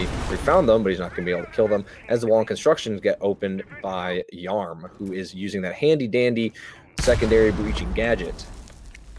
That's an interesting play because a lot of times you don't necessarily see hard breaching gadgets brought, especially on an operator like Capiteo. But then again, on a map like Clubhouse, you see Capiteo and Thatcher often banned quite a bit, considering that they offer a lot when it comes to getting that post-plant situation in effect. Bub, he's still looking for feet here on the drone hole, but it looks like Jazz has spotted out one inside of stock, gonna spray down the barricade with the op, and knows that there's one here. Nuclear, he's playing a very, very risky game here. He's going to shoot the drone, but he is holding close on the left side. He's got to be careful, though. The wall is open of Garage, and that could give away his position. Do have to be very, very cautious here, as the wall will be blown open. Jazz is looking to dispatch of that ADS. And Nuclear, he's got the super shorty in hand, trying to spray up towards the bomb here, making sure the default plant is not going to be successful. Beiji is going to be on that Maestro cam, looking to try and get any intel they can. But again, that wall of Garage is completely open. And I don't know if that's going to hurt Nuclear or help him when it comes down to the final execute from Texas State. Yeah, so they still have the Maestro playing inside of Raptors. It's a very strong position for Maestro. It's where you'll usually find him there or on site. And he's going to be playing on the cameras there. He had the wall open so he can see all of Lounge as well. Very helpful. The attack starting to slow down. 45 seconds left, and absolutely nothing has happened. Nobody's lost any health. And it's pretty slow going, as we would expect from these two teams. But as would have it, you know, the defense usually gets the better of that. 30 seconds left. All 5 players still alive and holding angles, really not making any action. They're still worried about the Maestro, and he is right there, still just chilling. He almost could have gotten taken out there, but he was able to get off his camera just in time.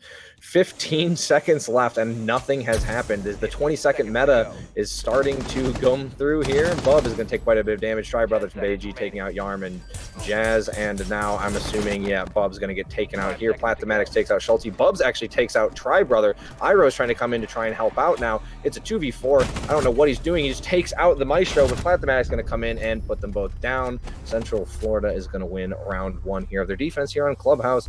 And once again, I mean, even though that was 1 on kills, that was really 1 on time. That was all time right there. No action made towards the site other than, you know, the utility dump that is required until less than 15 seconds.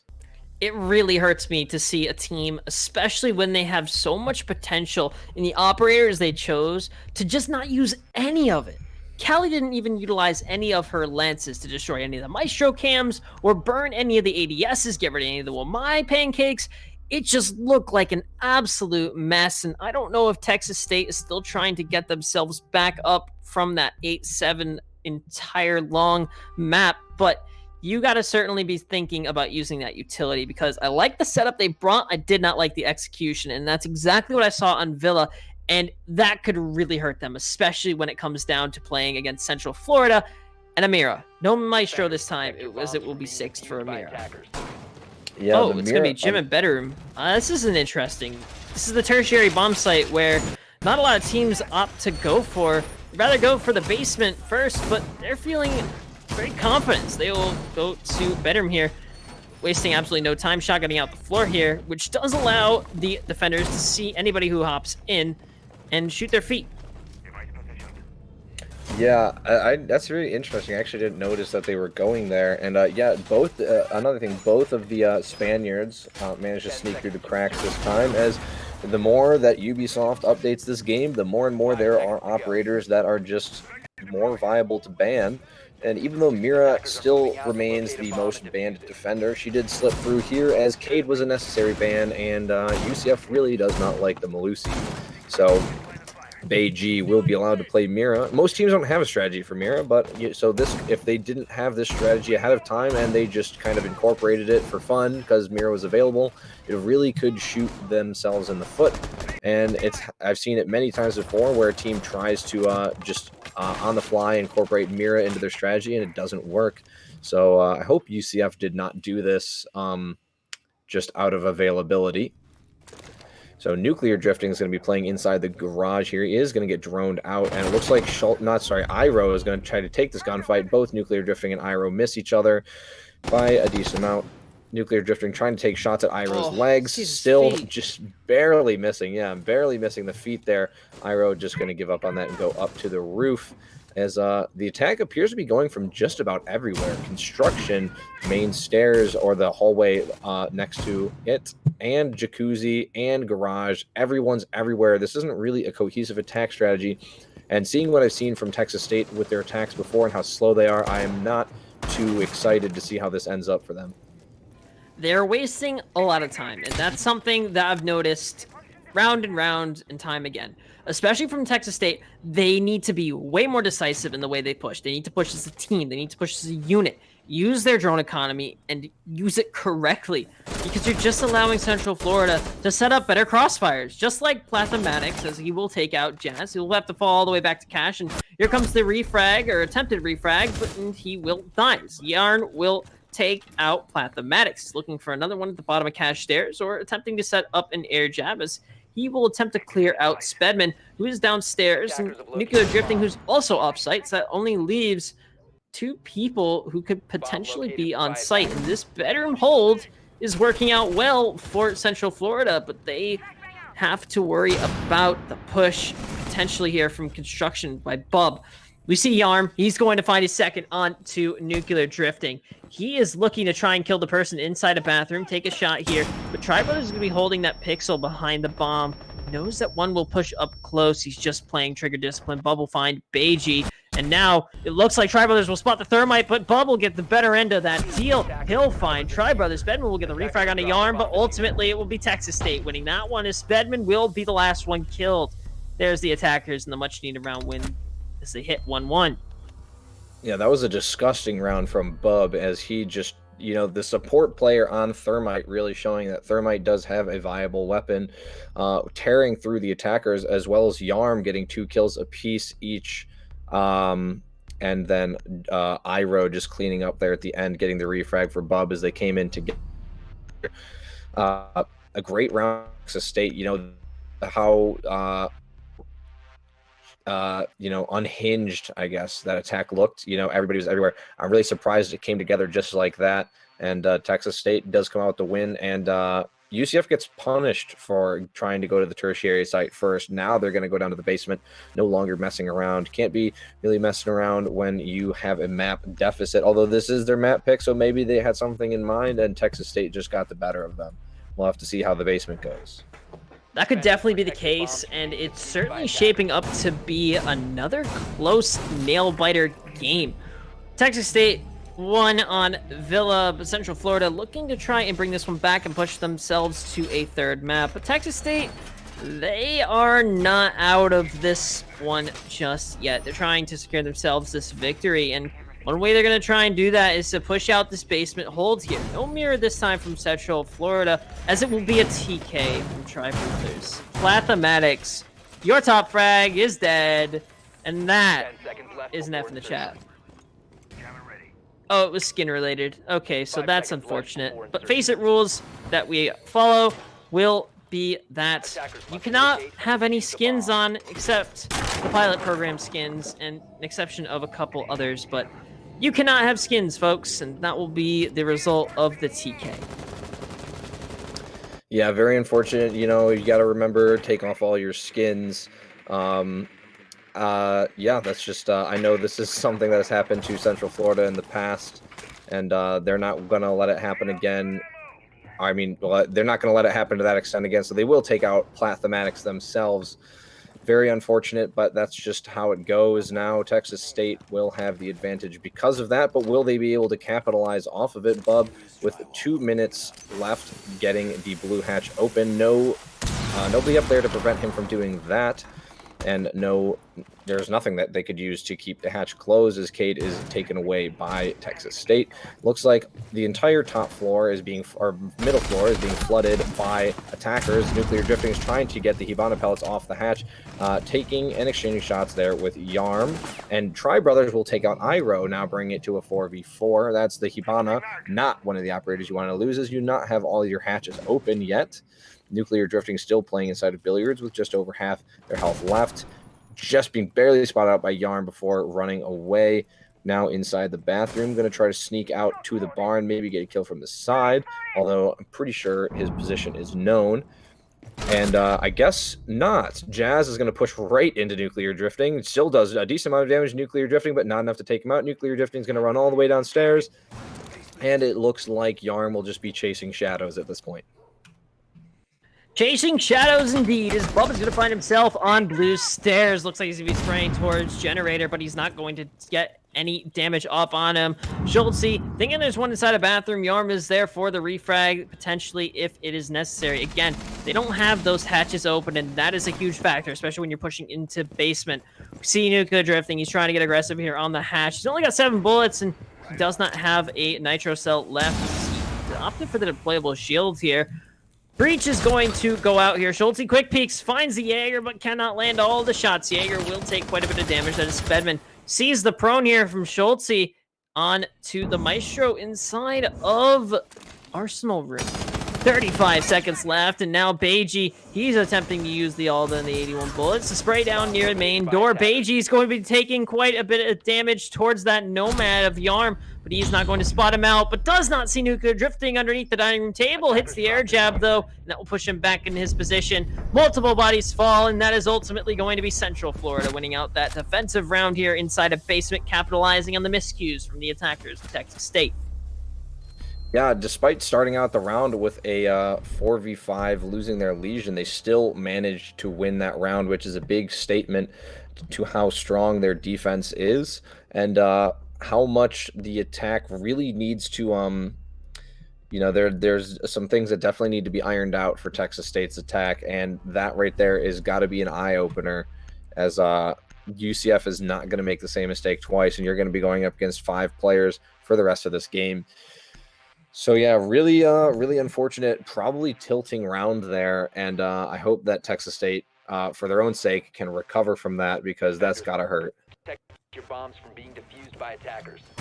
Definitely going to be an interesting one, considering that Tri Brothers, that round, the surprising fact that Central Florida won it in a 4v5 has got to be absolutely demoralizing for Texas State. But again, those skins are not allowed, so you have to get those TKs, and they were able to work around that deficit, and it played out well. So you got to hand it to Central Florida. They did a really good job at trying to capitalize on to the miscues of the attackers, but the attackers are not able to capitalize on the 5v4 situation, especially considering that your Legion was dead, one that offers a lot of utility in terms of how you can deny sight. But ultimately, we're going to find ourselves back upstairs inside of CCTV and Cache. This is one of the sites that is more comfortable for a lot of defenders, but also attackers are able to easily dispatch of it. We saw the first round go to Central Florida, and we could see that potentially again. You see the mute of Tri Brothers can be shotgunning out the wall here, making sure the rotates, and the nitro cells can be lofted sky high. Arms will be holding an angle down here inside a bathroom, jiggling his mouse up and down, just making sure that he can nod his head and be like, yep, there's nobody here. I'm going to rotate now. With the wall now being opened at the bottom of Garage, that offers a little bit of utility as Bub is attempting to get open CCTV wall. And again, last time we saw the site, it came down to a 5v5, last second, 20-second push. Yeah, as you can see, it looks like Tri Brothers is trying to mute Trick. I don't know if he did that successfully or not. It looks like he did, and Nuclear Drifting is going to be playing downstairs as well on the roam with the Castle. We see Castle roaming more and more, excuse me, which is interesting considering, you know, his unfortunate choice of weaponry. Lots of footprints here for Jazz to be looking at, and that will be the Castle, who is all over the place. He will be standing up on top of this bar trying to get a nice shot down to somebody, but his position is known thanks to the Jackal pings, and the push is going to start coming out to get rid of him. He's losing quite a bit of health. He's got Spedman here, though, a reliable compatriot to back him up. He's going to lay down behind the bar, and it looks like if this is, I believe, the Zofia on the staircase, Spedman could get the better of him. They know that the Castle is behind the bar, but they don't know that Spedman is here. I do not believe. Jazz is going to try to go pick him off, and that's going to be the kill. Jazz takes out Nuclear Drifting, but Spedman's coming behind. He's going to take off Iroh's head, and that is the Hibana dealt with once again. Iroh been getting taken out upstairs, unfortunately, quite a bit. Now laying down behind the table, Jazz is going to try to come up to get this kill, and he will succeed, not before taking a little bit of, or a significant amount of damage, I guess. Jazz will get that kill now. 4v5 for the defense as Platomax tries to get a little aggressive. Not going to work out in his favor. Does not land any shots. Doesn't take any in return, though, as the attack is now going to start to focus their full attention on the site. Less than a minute left. Jazz takes out Beiji Gaming. Not the person you want to lose when the attack is starting to clamp down on the site. That's going to be your Maestro.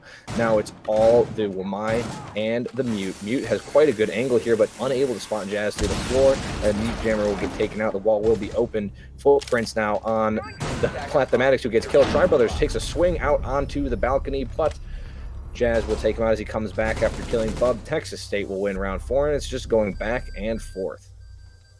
And Clubhouse is very similar in terms of how Villa plays out, where you just alternate rounds, and it really just comes down to the fact that teams are very easily able to adapt to what either team is throwing at them. And even though you win CCTV once in stunning fashion, you try it again, the attackers adapt, they know what you were doing the first time, and you really, it's a mind game. The maps are mind games, and especially like Clubhouse, you just have to be very, very careful on how you execute. 2-2 here as we hit round number 5, and it looks like it might be the same setup, but if you are Central Florida, you got to start thinking, hey, maybe we should bring a Bandit because the Mute, it's just not working.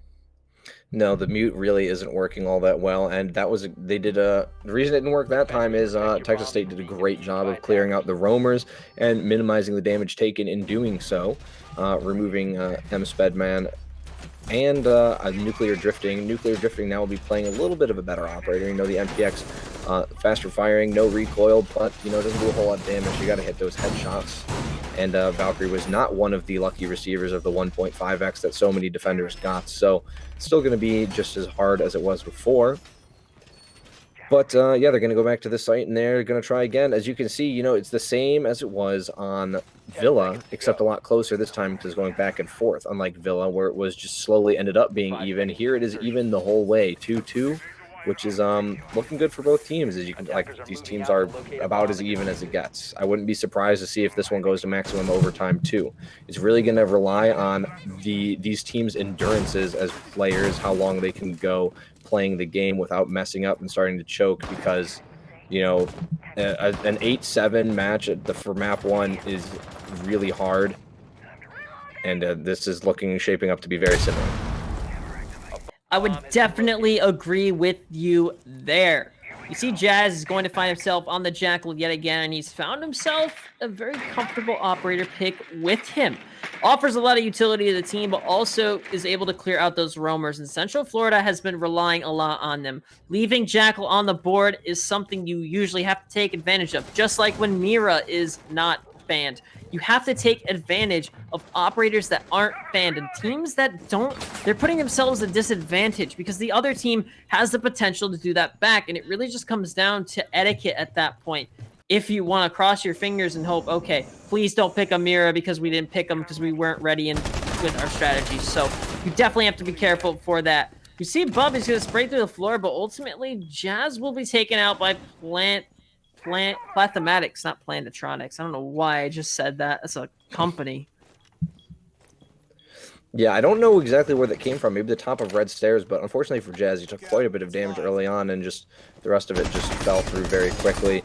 Bub trying to do all the work himself. He's trying to get rid of the mute jammer and get the wall open. It's not working, but there's nobody there to stop him. Schulte could come and blow the floor underneath with a explosive, and it looks like that's what he's going to do. And yep, there is the mute jammer dealt with. Now the wall should be opened. The attackers, now that the wall's open, the attackers could potentially fight back from this 4v5 if they play their cards correctly, but it's going to be a tough battle. Beiji still alive in the rafters, and that is exactly what slowed them down the first time they tried to push the site, was that Beiji was there, and they were afraid of it. And, I mean, he's playing Maestro. He's going to sit on the cams. He's not going to move. He's not going to peek you. Neither of these teams are giving each other an inch, and Beiji is certainly embodying that right now, as he's just going to play on cameras. It's just been a really slow-paced game, and I mean, that's just how these teams play. You're going to see Nuclear Drifting. He's going to find Yarm, but a bunch of bodies fall, as it will be Tri Brothers finding Bub, but Schultz does get that refrag onto Nuclear Drifting. He's going to find Schultz is inside of construction. It looks like Eero might spot the Maestro on the cams, but he is just chilling up there in rafters. Schultz is going to have to push up, though, and Eero has the task of also doing the same thing. With 4 members alive, the Maestro is going to be zapping Eero alive, but he will be a little bit ill-advised sitting there, as he will be taken out by Beiji, but refragged is Eero. It's all up to Schultz. Now, with 3 members left alive, the deployable shield from Wamai just proving a huge factor for Central Florida to continue with. It will be them winning that round as they get the 3-2 lead. Yeah, that was really unfortunate for the attack. They just kept losing body after body. That site doesn't really seem to be doing them any justice. And the only thing that UCF really gave them there was, I think Maestro misjudged the distance that Beiji had misjudged the distance that Iroh had traversed up that staircase, because that was about the freest kill that Iroh's ever going to get. Almost prevented the kill. I think Plathematics did, or whoever came to the window. But yeah, that was a unfortunate play there for Beiji. But yeah, Texas State really just the slowing down. Schultz, ran out of time. He's survived, saving the KD a little bit, but just slow attacks, especially on that side. Those slow attacks are not working for Texas State. It works sometimes, but it's ultimately playing to Central Florida's strengths, where they can sit back on site and just really wait for the attackers to push them. But if they wait to the last second, it allows Legion to build up as many goo mines as he possibly can. Wamai to generate as many discs as possible. And Malusi's and other trap operators just make it absolute hell in order to push into sight. So you just have to be careful. 5 seconds remaining. Yeah, you really do, and that's how they're playing. They've got the Valkyrie and the Maestro for intel, and that's exactly what the Maestro was trying to do inside of Rafters. They have the Legion, who has not been TK'd this time. So that's awesome. That'll make their defense here even stronger, because if you remember, this is the site that Central Florida won in a 4v5. So having the Legion alive and having Spedman on the Legion will make this defense even stronger. And Nuclear Drifting is going to be roaming upstairs in the rafters. He hasn't been droned out yet, and the attackers are already inside. So this could be very bad if Nuclear Drifting is able to avoid those drones. Are very good for him, very bad for the attackers. So far, it appears he's gone undetected, as they are droning out pretty much everything on the first floor they can. Yet he's just going to lay there behind the little protection, and the drone's going to have to either jump through the window or go all the way up the staircase to find him. So it's a great spot that he's playing in right now, and it doesn't look like the attackers are going to do that. Those positions that the attackers are holding are absolutely crucial, considering how Central Florida has been just anchoring on site. You know that Texas State will have to force a push here. And that's exactly what attackers need to do. Now, I am not a fan of how Texas State is playing. They're spread out, they are not working as a unit, and ultimately, it's not playing to their strengths, but neither is Central Florida. Although, on defense, it's easier to work as a team than it is on attack, and it requires a lot of coordination. But if If anybody can do it, it can definitely be Texas State. They already have one map under their belt, but it has come down to the wire. A beautiful peek from Nuclear Drifting will find Jazz, and that will be your Hibana. Excuse me, that will be your Nomad off the board. The flank watcher themselves gets killed by the flanker. Yeah, that the roam is just absolutely destructive, and if there's one thing besides the time that Texas State has struggled with, it's clearing out those roamers, and Nuclear Drifting allowed to live up there in the rafters. Schultz's drone comes in too little too late. Nuclear Drifting is gone and has picked off Jazz in the meantime. It's just in a very unfortunate way to start the round. Schultz is able to sneak that drone by the mute jammer. That's something you're going to have to think about in the future when watching this VOD. Tri Brothers will take out Iroh, though, and that's the hard-breaching Hibana dealt with once again. Iroh has been unfortunately dying quite a bit upstairs, and that Nuclear Drifting still holding this angle in Oil Pit now as it's a 3v5.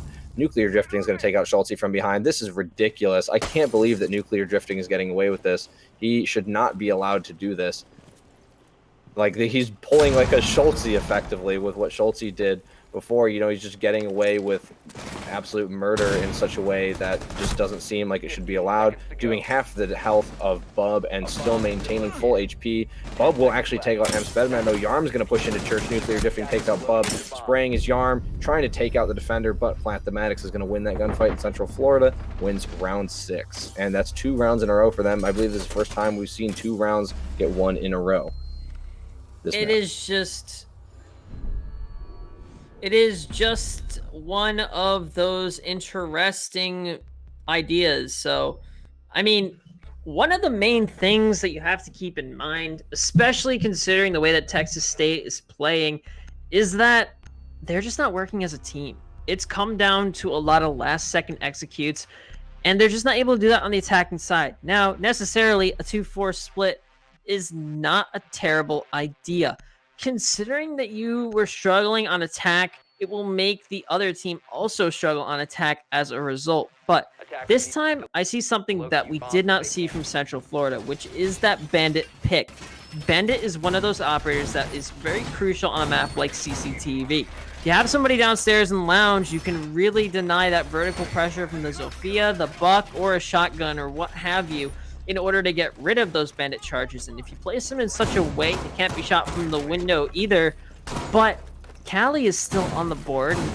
She could prove to be very helpful when it comes to getting rid of those bandits. And Callie on this map, not necessarily the worst pick, but it is one of those operator picks that is questionable if you are struggling in terms of holding angles.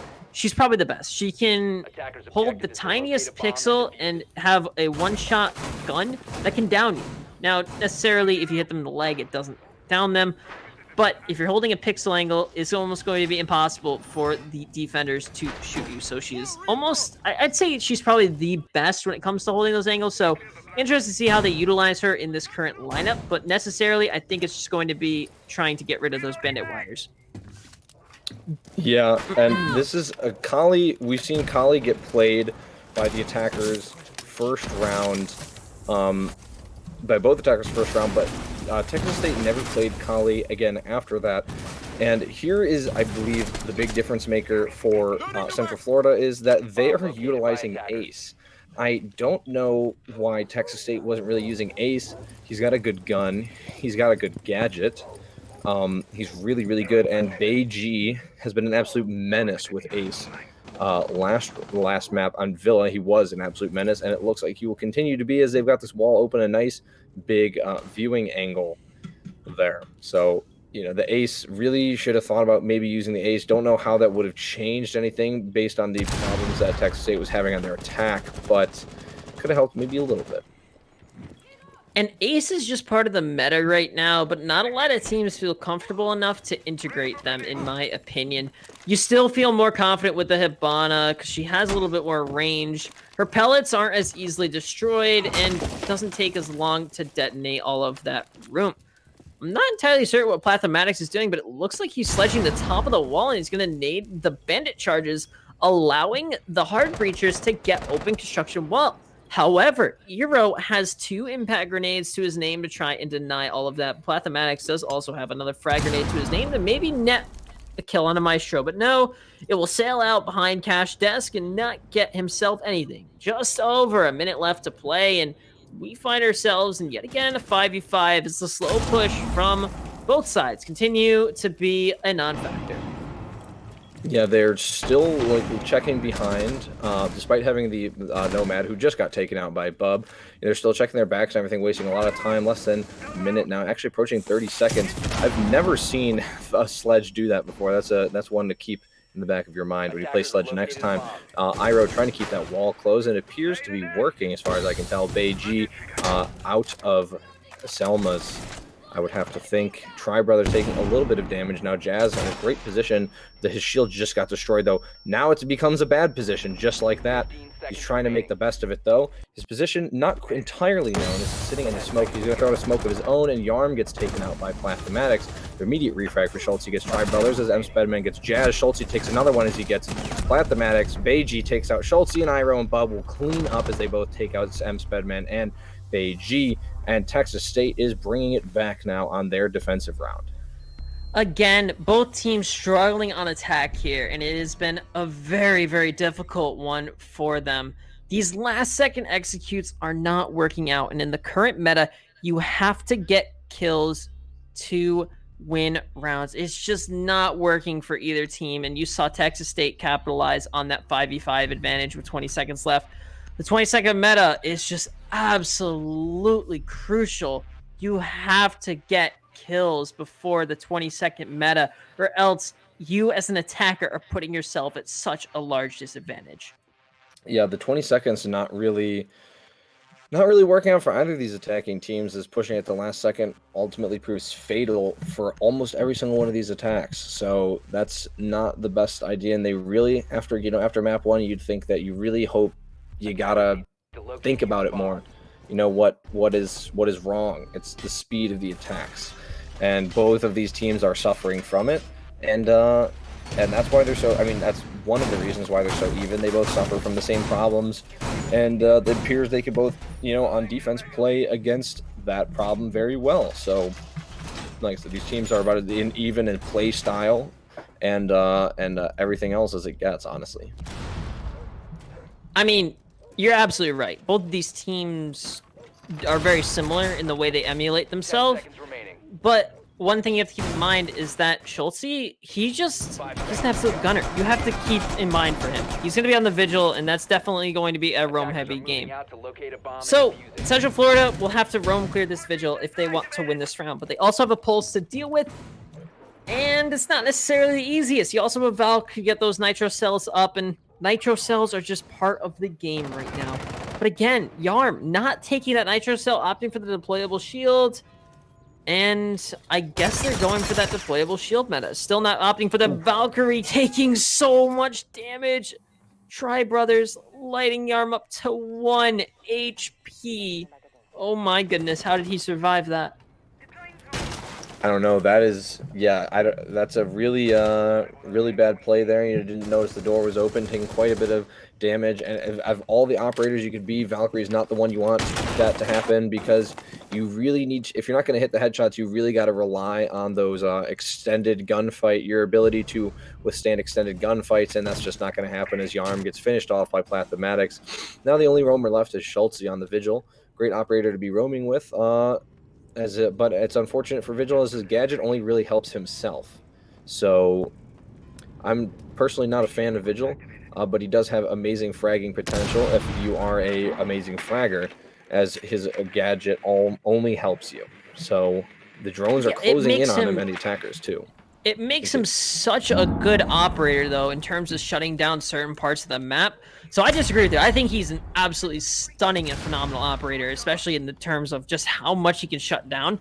He basically makes himself invisible to drones. Now, necessarily, you could still hear him, but in this case, he's doing a really good job of just wasting time. They still haven't been able to clear him, and this is the problem with both of these teams. They don't roam clear, and they don't work as a team. It bothers me just a little bit. Nuclear Drifting is, though, going to find Schultz, and there's the roam clear I was talking about. So they definitely needed that, and now there's only 3 people left on site, and all of the attackers are still alive. The defenders wasting quite a bit of time, but no kills to their name.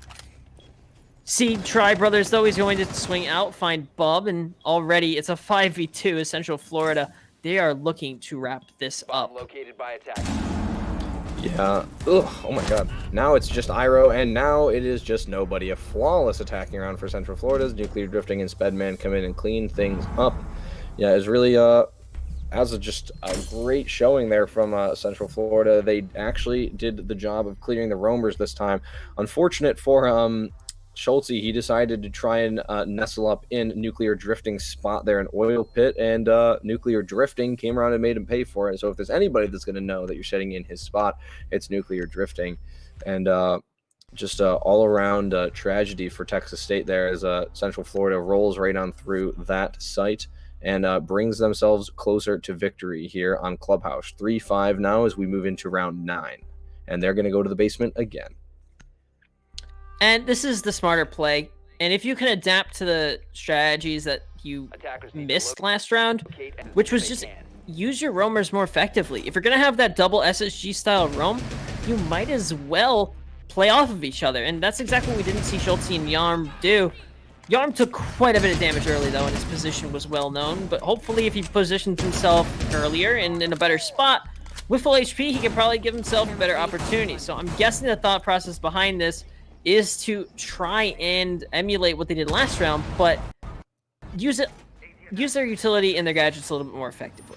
And hopefully they can do such that. But Central Florida, that roam clear was actually pretty effective. They were able to take out the Vigil and Yarm rather quickly, leaving 3 people on site.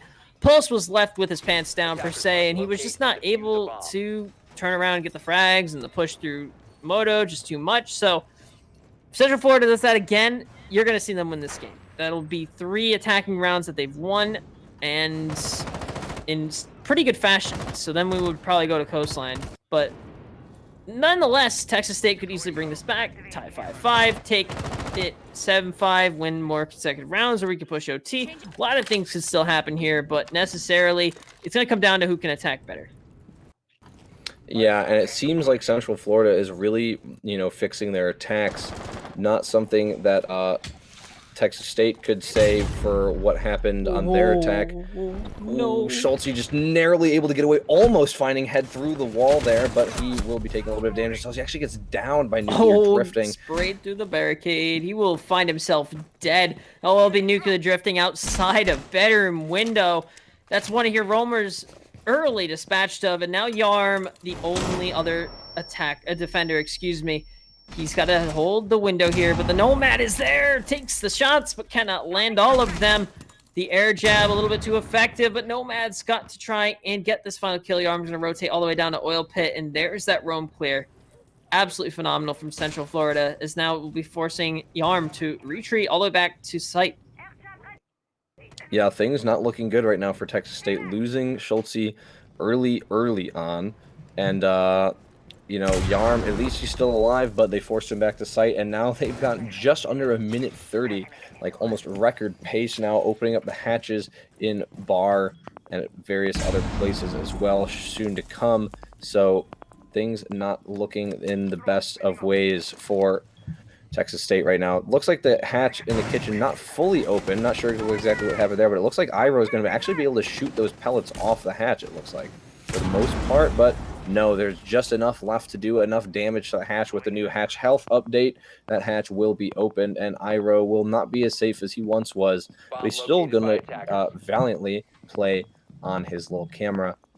So 4v5, not the worst situation, as the attackers now are stalling just over 30 seconds. It's a 4v5. They have the man advantage, but not by much, and time is starting to tick down very quickly. Nuclear Drifting's taking a lot of damage, none given back in return, and once again, slow. 25 seconds left on the clock.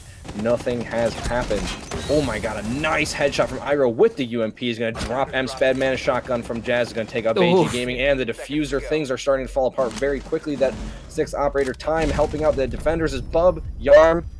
Yeah, just Bub and Yarm take out the final 3 attackers, and that's going to be it. Just like that, Texas State is keeping themselves in it. Wow, dangerous gameplay there from Yarm and Jazz.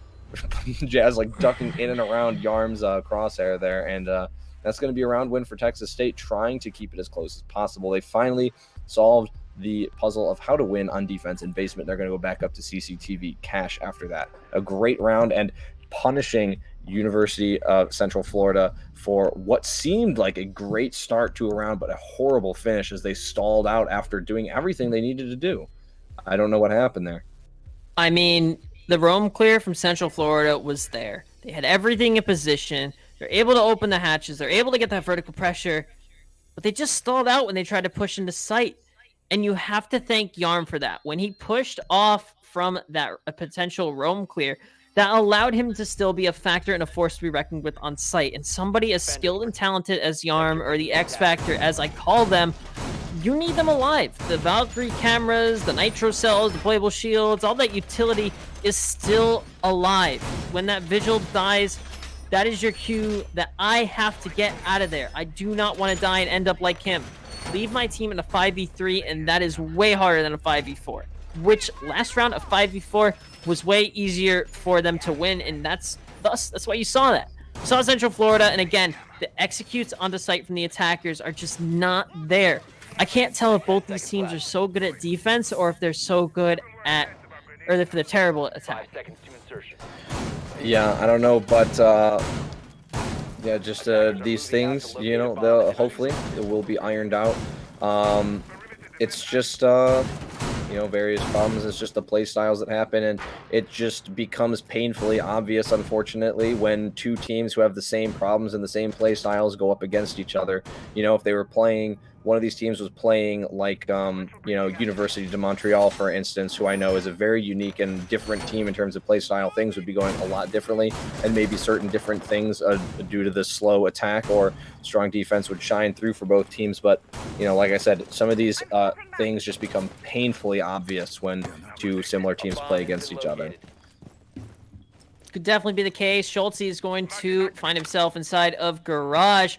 He's looking to try and get a pick here inside of Stock, but he is holding close on this wall here. Maybe here's a sound cue, somebody inside of Stock, but no. Beiji's going to be droning himself inside of the bottom of Garage, now rotating towards Stock. He's got to get as much intel as possible for his teammates, but you have to be careful of Valkyrie running up through Stock. Now, I'm sorry, not Stock, but in Secret. This ace could be in for a real surprise here, as it looks like Tri Brothers is going to be outside of the window near CCTV. And again, the execute from the attacker is just not there. They need to get these opening frags, and if they can't, they're putting themselves at a huge disadvantage, letting Bub generate as many shields as possible, not opting to clear this shield, which is so powerful in the position it's in. Here come the Capiteo Flame Bolts, though, attempting to cut off Wamai's rotate, and it will successfully do so as the push through construction is attempted by the attacking side of Central Florida. Here comes the Thermite charge in the bottom right corner. There's no way for them to impact trick that, and here comes the quick execute in through construction. Jazz has a deployable shield to his name to try and help him cut off any of the rotates here. Peeks out, almost lands the shots onto the sledge, but cannot finish entirely. A minute left to play. It's still a 5v5. The slow and steady push from Central Florida looking to pay off here. Yeah, the flash is coming through now as the attackers are going to try to push through that hole they just made. Looks like it's almost going to be an entirely construction side attack, except for Beiji, who looks like he's going to be trying to open up the main wall and maybe put a little pressure from there, make the defenders doubt exactly where the attackers are pushing from. But everybody, just about everybody, is over there.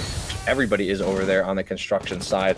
They're getting ready to push. It's going to be that 20-second meta, though. Jazz takes out Tri Brothers as he's the first one to take a step through the wall, and he gets punished for it now.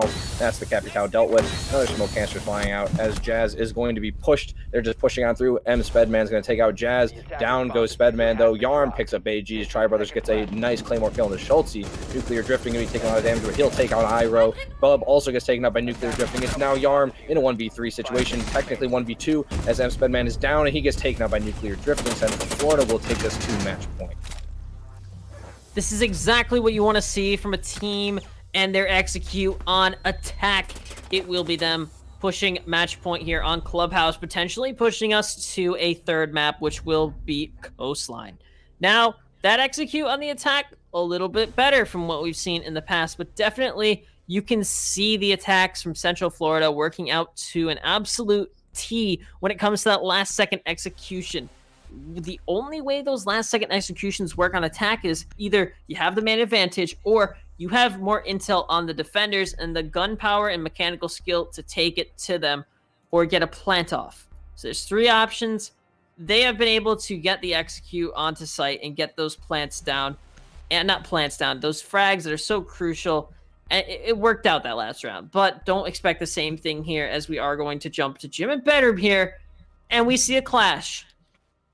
Defenders, Wow. protect your bombs Not from every being day defused by you get to attackers. see a Clash played. Schultze going to be the one to be playing the Clash. That's a little interesting. I'm a little scared that you're going to take one of the Fragger, X-Factor sort of players and put them behind a shield. That'll be interesting, to say the least. Yeah, that's one of the few times that last round that we've seen the 20-second meta actually work for these 2 teams, and it worked for Central Florida there. Does not often work, and you know, it worked for Central Florida the most crucial time, bringing them onto match point. Now that is going to be, you know, in the back of Texas State's minds as they try to win the next 2 rounds to prevent themselves from losing this map. Attackers must locate And and if defuse the bomb. they are not able to take it to overtime, you know, technically the round differential is in favor of Central Florida. They would get to choose the side on map 3, and since they have won in a more concise fashion overall, that kind of doesn't bode well for Texas State. But they were in this position before where they were down and they fought back, so Texas State has shown that they can do it again. I'm just a little worried about exactly what this Clash is going to be able to accomplish. That clash is interesting because this is the first time we've seen Clash played between these 2 maps. And considering your fraggers on Clash, usually this is more of your support role. And I'm guessing it's just kind of to stall time in that CCTV extended hold. Or maybe it is just to hold that Jim Jacuzzi wall. And you see Ace, he's already got that wall opened, and he's droning it in. He's trying to make sure he's got it all open. Will be the my pancake, though. Grabbing that smoke grenade and snatching out of the air. As now the execute from Beiji, excuse me, would attempt to go out here. They are trying to put the nail in the coffin, secure themselves a spot towards coastline map number 3. But they have a deployable shield to deal with here at the top of logistics and main stairs. Sophia Lifelines come out here from Tri Brothers, but they're caught by the Wamai gadgets. Yarm's going to have to force push back into logistics as the shield will be taken care of. Bub opens the fragging off as it will be Nuclear falling first. Yeah, nuclear drifting definitely has been heating up in this map, and so that's a great pick there from Bub, taking out the Nomad. He's taking quite a bit of damage himself as the refrag is trying to be had by the attackers pushing in that way. Spedman already pushed in, but wow, amazing shot from the SMG-11. Jazz takes out Spedman with a nice headshot, and now it's just Plathematics over there all by himself as Tri Brothers and Beiji are trying to push from Jacuzzi. So Plathematics is kind of isolated, and he's going to have to make something really work in his favor. Tri Brothers are actually going to be rotating around and joining him, so it's just Beiji over on the Jacuzzi side. Actually, don't see him there. Bub is behind right now. This is amazing positioning. Tri Brothers will be taking out Iro, though, and pushing through construction. Now is a 4v3 for the attack for the defenders. Sorry, Bub will be taking out Plathematics from behind, and he's trying to take out Tri Brothers. Tri Brothers takes out Jazz, but not before he gets dropped. But he could get back up if he's not fast enough. Bub will finally finish him off. Beiji now going to be hopping into the gym in a last-ditch effort, but it doesn't matter. Bub picking up another kill. That's 4 kills for Bub on the round. And that's a great play. That's exactly what Texas State needs to keep themselves in it. But unlike the heroics of, I'm blanking, from last map, the Bandit, Yarm from Bandit, Yarm from last map, you know, that happened on 5-6 and brought them to 6-6. That happened on 4-6. So it looks like Texas State is going to need more heroics to push them all the way. And they're going back to CCTV cache for an attempt at that. Looks like we had some random picks there. I don't think Iro actually chose. So I wouldn't be surprised to see a 6 pick off of the Clash, because Clash is not the one you want to get chosen onto randomly. And that's exactly what happens. Iro will be going to the mute. And this is it. The last round of regulation gameplay. Will Texas State take it to overtime, or will Central Florida close it out just before that? We're about to find out. The way that Texas State has been playing, I would not be surprised if they took it all right here and pushed us to OT and end of regulation, but Central Florida is looking strong on their attack, and I've seen them do a lot better on that. And last time we saw them attack CCTV, they executed fairly well. So very odd considering the Texas State is attempting to hold CCTV in cache, where they could go for basement, which is a little bit easier and favors that turtle style that they have been going for.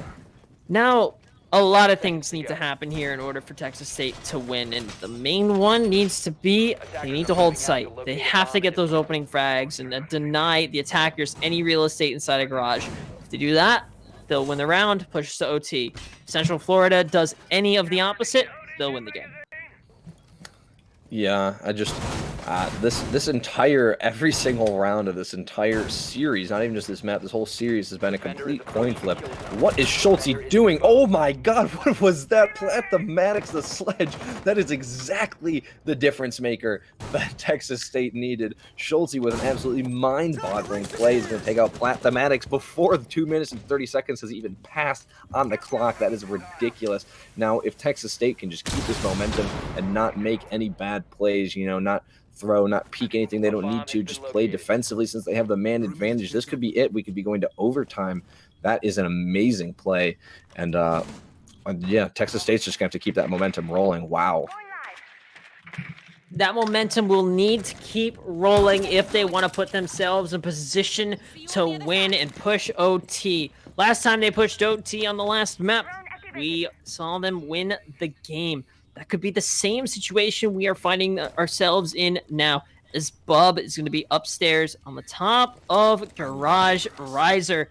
Has a Wamai disc thrown out towards the top. He is still holding strong here. Knows that one will peak soon, but ultimately Jazz will open things up again. Find Spedman. They'll be the Thermite and Sledge both dead now, making Hibana and Ace your only hard breach. So interesting to see that Beiji is now opting to bring that Ace. So they have 3 potential hard breachers. 1 of 3 is now dead, so now it's all up to your Hibana and Ace to get these walls open. And Beiji, he's got the diffuser. He's solo pushing in through bedroom here. I'm sorry, that's actually nuclear drifting as the Nomad, making sure in quick work of that bedroom side. Tri Brothers is attempting to get this wall open, but the top of it is now exposed, so we'll have to be very cautious as he's peeking around by construction door. Might have spotted one on the shield here. Jazz is getting flashed out, though. Those ADSs are not going to work well if they're already burned out. And this is definitely going to be one of the situations where Jazz needs to not peek, but he will. Beiji will take out his head, and now we hit 40 seconds left to play, and it's going to come down to the wire. Yeah, not the end of the world, considering he did a decent amount of damage to Beiji, and it's still a man advantage for the defense, but definitely not the inch that you want to be giving the attackers, because knowing Central Florida, they'll take a mile, but as they try to take a mile, they get punished by Schultze, as nuclear drifting does get down, and since they're not Zofia, they cannot get back up. Tri Brothers and Beiji. Nuclear drifting is going to crawl all the way into sight in human drone, but less than 15 seconds, Tri Brothers takes out Yarm as they start to push into sight now, and they're going to be trying to get their fallen friend up. Beiji has practically no health left, but nuclear drifting is up now. Beiji Gaming getting the diffuser planted onto sight.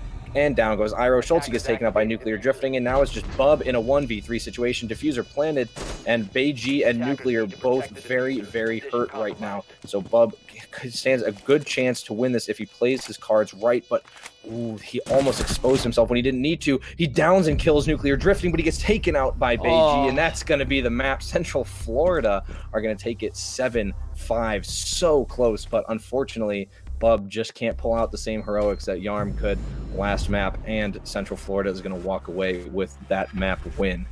And we're going to be going to map 3 very shortly. Absolute execution by the attackers. They did such a good job at really flushing out the defenders, and you got to hand it to Central Florida. Their attack does look a lot better than Texas State. However, they do win this one. We push ourselves to Coastline, which is a fragger-heavy map, and I think between these two teams, it's going to be very, very one-sided. But I can't tell which one it's going to be because both of these teams focus on frags over potential utility. So I don't know. It's very interesting to see what will happen. But I think we're going to be taking a short break, and we'll be back soon.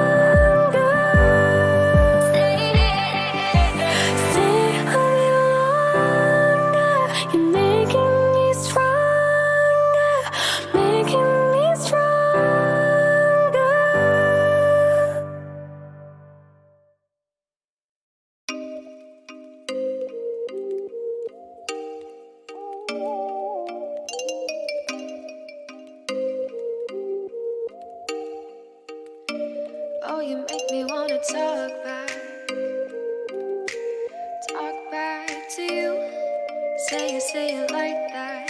If I hate you, then find someone new. Baby, but you know I never will.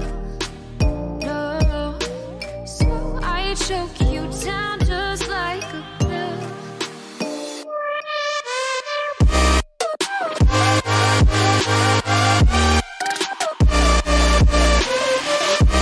Oh yeah,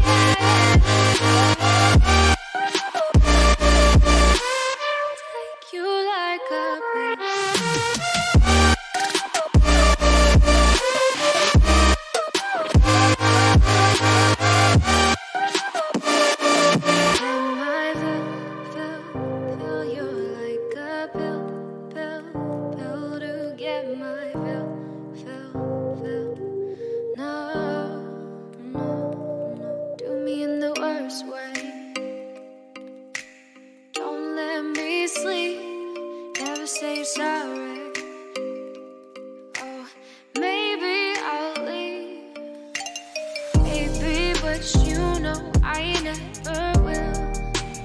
No, so I choke you down just like a pill.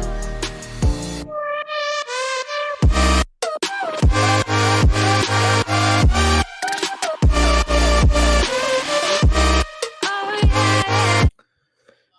Welcome back, everyone. This is going to be map 3 of University of Central Florida versus Texas State. I'm Poseidon, and I have here with me Matt. It's been an absolute banger of a series so far. We had 8-7 Absolutely. on map 1 for Central Florida, and then we had 7-5 on map 2 for Texas State on map 1, Central Florida on map 2, and now we're going to map 3, which is going to be Coastline. Completely different in terms of how it's played from the other two maps, so this is going to be interesting. Let's hop right into it. Yeah, it should be a really good matchup, and Coastline really just puts it through on a different level, and it just comes down to, I want to say, execution frags. Coastline's a frag-heavy map. It doesn't matter what you say, you just got to get frags, and both of these teams, I think they can get frags, especially Schulte. For sure. And so starting out here, we've seen Texas State start on attack all 3 maps so far, and they're going to be doing that again. Central Florida will get the first ban. Let's see what they ban. Let's see if it's even targeted at all. There's going to be Jackal. That has a ban. That's a ban we have not seen yet at all, which is quite interesting considering he's very powerful in terms of gun. His gadget is okay, but yeah, that's like an old ban now. Ace still not getting banned, but why would Central Florida ban them? He's still a very powerful operator, and I think that's almost a target ban, considering how well that Central Florida kind of leaned on that Jackal. It's not necessarily the worst ban. I'm sorry, Texas State leaned on the Jackal pick. So I think that's almost like a target ban to try and counter that whole strategy and playstyle they're going for. Nomad's definitely to counter all those runouts, and Coastline, not a stranger to that. So you're going to see Mira. No, Mira will be banned outright. She's just one of those operators that brings way too much to the current meta, where she can do everything. She got her shotgun to make rotate. She has the Mira, the Nitro Cell. It's just a mess. And Malusi, you're not going to see her played at all. After the havoc she wrecked on the first map of Villa, yeah, I don't expect Malusi to be played between Coastline and Clubhouse very often. So we're going to jump right in here to Coastline, and we are going to see Kitchen and Service as the site of choice for Central Florida. And I think this is going to play to their strengths of that turtle style that a lot of them go for, but it also will benefit their roamers who can just cut down all of those single one-on-one entries. If any of these players on the attacking side give Central Florida those ones, it could be a potential downfall for these guys. Yeah, and interesting here to see Texas State finally bringing out the Ace and the Iana as well. Very interesting, changing up their attack strategy quite a bit. So I guess they have some sort of strategy in place for Coastline, because this is way different. Yarm on the Gridlock and Bub on the Buck. The only consistency on the attack from the previous maps is Schulte, who has been non-stop violence on the Zofia. but they're finally bringing up the ace. They did not ban the ace for the 3rd time in a row now. Not really that bad on this map as he was on the other 2, but Texas State's going to be bringing him out, so they must have something in store for their ace player, Jazz. So meanwhile, on the defense, everything actually staying somewhat consistent, which is surprising. It's more like comfort picks for them. We see Beiji staying with the Maestro, M-Sped staying with the Jaeger, and Nuclear drifting on the 5 seconds to go. Wamai. So really just Tri Brothers and Plathematics playing things that need to be switched up. Must locate And even so, Plathematics was playing operators like Mozzie before, so... I mean, Mozzie is one of those operators that is just so beneficial in the current meta in terms of just drone denial. And there are a lot of operators that have stayed staple between all of the metas and the shifts, and Mozzie has been one of them. Ever since he was introduced, he's been a must pick. Even by losing the Super Shorty and that ability to make rotates, he's still been one of those operators people rely on. Good guns, the Nitro Cell, and his gadget just denies drones, and it doesn't even come down to even repurposing them. It just denies areas. Tri-Brother is going to be spraying at a lot of the common pre-fires if we find one of the drones. We see the Jaeger upstairs. That'll be Spedman. He's going to try and cut down Bub, who is outside of Aqua, but you do see Plathematics and the Mozzie rotating to where Spedman was playing. So you have that double roam of the Mozzie and Jaeger that could prove to be beneficial. 2 minutes left, and again, the slow and steady roam clear from the attackers and the push just not paying out. But Tri Brothers, he's going to be sitting behind the desk here. He could get a free kill here from the misdroning of the Zofia of Schultze. Will it pay off, though? It's going to come down to the trigger discipline and the peak discipline. He will get droned out, though, and stunned. He's got to bring the Nitro Cell out. It will be detonated, but he will be killed from Schultze. And that is just good awareness and game sense from him. Great evasion of the Nitro Cell by Schultze. I'm surprised that didn't kill him, honestly, just hopping over and killing the completely stunned Tri Brothers. And that's going to be the Bandit removed. Could be a potential fragger there, now dealt with. Going to be using the Iana Gemini Replicator to be going towards the site, checking all the other rooms outside. Schultze has taken a little bit of damage, but so has Beiji. It's a 4v4 now. Beiji off cameras as there is a dead player to watch them for him. Spedman's going to get taken up by Yarm using the LMG on Gridlock there. So now is a 5v3, a great position for the attackers to be in. Plathematics knows the location of an attacker inside of Blue Bar. Iro is going to be sending in his Iana Gemini Replicator here. He's going to see exactly where the Wamai is. Schultze spots the Maestro, so he knows the Maestro is there. He's going to get taken out by the Maestro anyways. Nice shot from Beiji. Going to take out the head, but not a whole lot of bullets remaining. Got to reload that fast as Nuclear Drifting gets taken out by Bub from behind. And now it's just Beiji. He's going to be taken out on site. It's Plathematics off site. What can Plathematics do? He's going to take off Iro's head, but that's not going to stop the plant from going down. As smartly, the Iana did not have the diffuser. Now Plathematics is going to have to deal with a diffuser situation on the other site. And this is not looking good. Yarm is going to be taking this gunfight, and Yarm is going to win it. Getting the headshot on Plathematics. Texas State is going to take round 1 on their attack on an attacker-sided map. Maybe Texas State has reformed their attack. I guess we'll find out in the later rounds. You do have to remember this is an attacker-sided map, and it doesn't matter how well you work together as a team. It just comes down to if you can win your ones, and all of the ones that Texas State were presented with, they were able to get. And yeah, you have Schultze. Schultze's an absolute gunner, so you have to be careful for him. And just the way, if your players can basically carry themselves, you will be able to win. But again, even if they win 6 attacking rounds, it could be flipped on its head, and Central Florida could do the same exact thing. It's in the very similar situation of old Canal before, when it was just released, where you'd win 3 defending rounds, and then the other team would switch, and they'd win 3 defending rounds. And basically, whoever defended was the one who won. It's a really odd situation, but again, it does look like Texas State is very strong in this current execute and meta.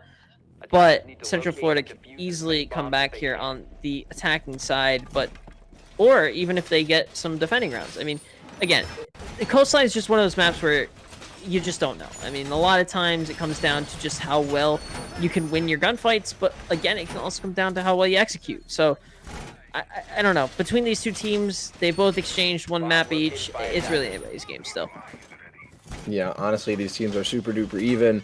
Yeah, like 8-7 map 1, 7-5 map 2. The teams are 1-1 right now on maps, and we're here on Coastline, a complete change of pace. Now, Central Florida is going to be going to the second floor site, the typical starting site for most teams, billiards, hookah, or as most people like to say it, hookah billiards. It felt really weird saying it the other way around. Nuclear drifting, that's a dangerous thing for him to do. I've seen many players hop that and then just fall through the map and die. So I'm surprised he did that, but he made it out alive this time. You know what I'm talking about, right? What? You hop over right there on Urn into the courtyard and then hop over the wall, the half wall just below that, and you just instantly die sometimes. Oh right yeah, there. no, I've seen that. Yeah, you got to be really careful, and that just comes down to map knowledge and positioning yourself correctly. Shouldn't have to be part of map knowledge, though. You do. You just have to realize that sometimes you might die if you take that chance. So you just gotta be very careful. Yarm's gotta be shotgunning out the wall by bathroom, and using that super shorty has been probably one of the key things that a lot of people forget on Gridlock is that she has that shotgun secondary, and her gadget does allow that those tracks to be deployed through holes in the wall, and just her kit is very extensive. And with an LMG shotgun LMG combo, she can be very impactful when it comes down to those late games. So I'm surprised to see that Yarm is leaning so heavily on her, but it's definitely paying off, and she's been fragging. So, you know, you got to keep that in mind. Jaeger is going to be playing by the close bomb on A, and Schultz is going to find himself on DJ inside of VIP. With a minute 30 left, still an effective 5v5, and it's going to come down to the late round execute from the attackers, and if they can capitalize on the opportunities that are presented with them. Schultz is going to see a little bit of the maestro, but not able to land all the shots as Beiji will not be able to take out that player. Schultz is going to have to push down through Vase ever so quietly, though, making sure his position's not known. The pre-fire from the Jaeger, Spedman is not going to find him. It will be Schultz getting the better end of that. Beiji has the Alda in hand, looks to peek out to Schultz, but he will retreat all the way back to DJ. A minute left on the clock, and Spedman is the first one killed via Schultz. Yeah, so a minute left and only one kill on the round so far. Not a whole lot of action made just yet. Schultz was in a great position there to potentially pick up the Maestro, but instead, like you said, got the Jaeger. Still have not dealt with nuclear drifting downstairs, and not dealing with nuclear drifting roaming on the Mozzie is a memory that I have burned into my mind of what happened to them last time. But Beiji, going to be taking quite a bit of damage as he tries to rotate across.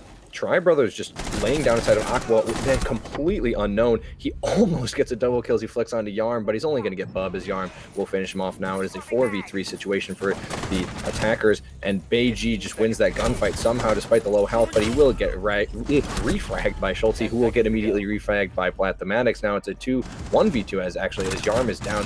Jazz will get Plathematics, and now Nuclear Drifting will finish off Yarm as a 1v1 as Jazz is getting the diffuser down. Nuclear Drifting is trying to stop him, and he will. Jazz does not pull off the diffuser, and Nuclear Drifting is going to take that kill and win the round as Central Florida wins round 2, keeping us at 1-1. Surprised that Nuclear actually won that engagement, considering he had no intel on where the plant was going down. It just came down to a guess. It could have been going down Hookah. It could have been going down a default plant. He could have been in the smoke for all he knows. He just had to be very careful, and maybe the sound cue of him planting kind of gave him the extra advantage, but nonetheless, it will be a 1-1 score here. And again, we could be potentially trading out rounds. Zero is going to find himself on the Finca. Doesn't look like he's going to six it, and we saw him on the Finca earlier in the last map, and he didn't stick it, but this time it looks like he might stick it. Nope. As going to get six back to the Iana. Nope, he will not be six. So yeah, Unfortunately, Yana was. I do like the Yana pick though. This does give you a lot more intel, and I'm surprised not a lot of teams have actually utilized her in the way that she was meant to be played. A lot of people thought that she would be overpowered when she first came out. She has actually been so underplayed that to an extent, she's almost rendered useless on a lot of people's teams. Okay, first of all, she has the AR6 from Nomad's gun, which is an absolute, probably one of the best weapons in the game in terms of fire rate and damage per second. It's probably one of the best. Now, in terms of bullet cap, she only has 20, and it sprays them off so quick. It's basically an AR, and it's like Hibana's. Her gadget, she's got frag grenades. Her gadget is just so good when it comes down to getting that extra information. It's an infinite drone. I mean, how could you not like it? Now, It is very obvious to spot when it is a Yana drone, but even then, just having somebody who can quickly get door and get that information and then relay it to your teammates who are above, it's basically an infinite drone. I mean, as long as she's alive, she's effective, just like Maestro. She offers intel, and in a unique way. It's just I can't wait to see if she actually plays out well in the way that Texas State will utilize her. Right, and like yeah, like you said, it's pretty obvious to know when it's a Gemini replicator. But just because you know it's a Gemini replicator doesn't mean you're not going to shoot it. Like, what are you going to do? Not shoot it? Like, yeah, I don't know. Jazz is going to take quite a bit of damage from M Spedman there. Great engagement for him holding that angle, and Jazz is going to be taking it down to a third of his health. But Jazz and Bub have taken control of the front office there.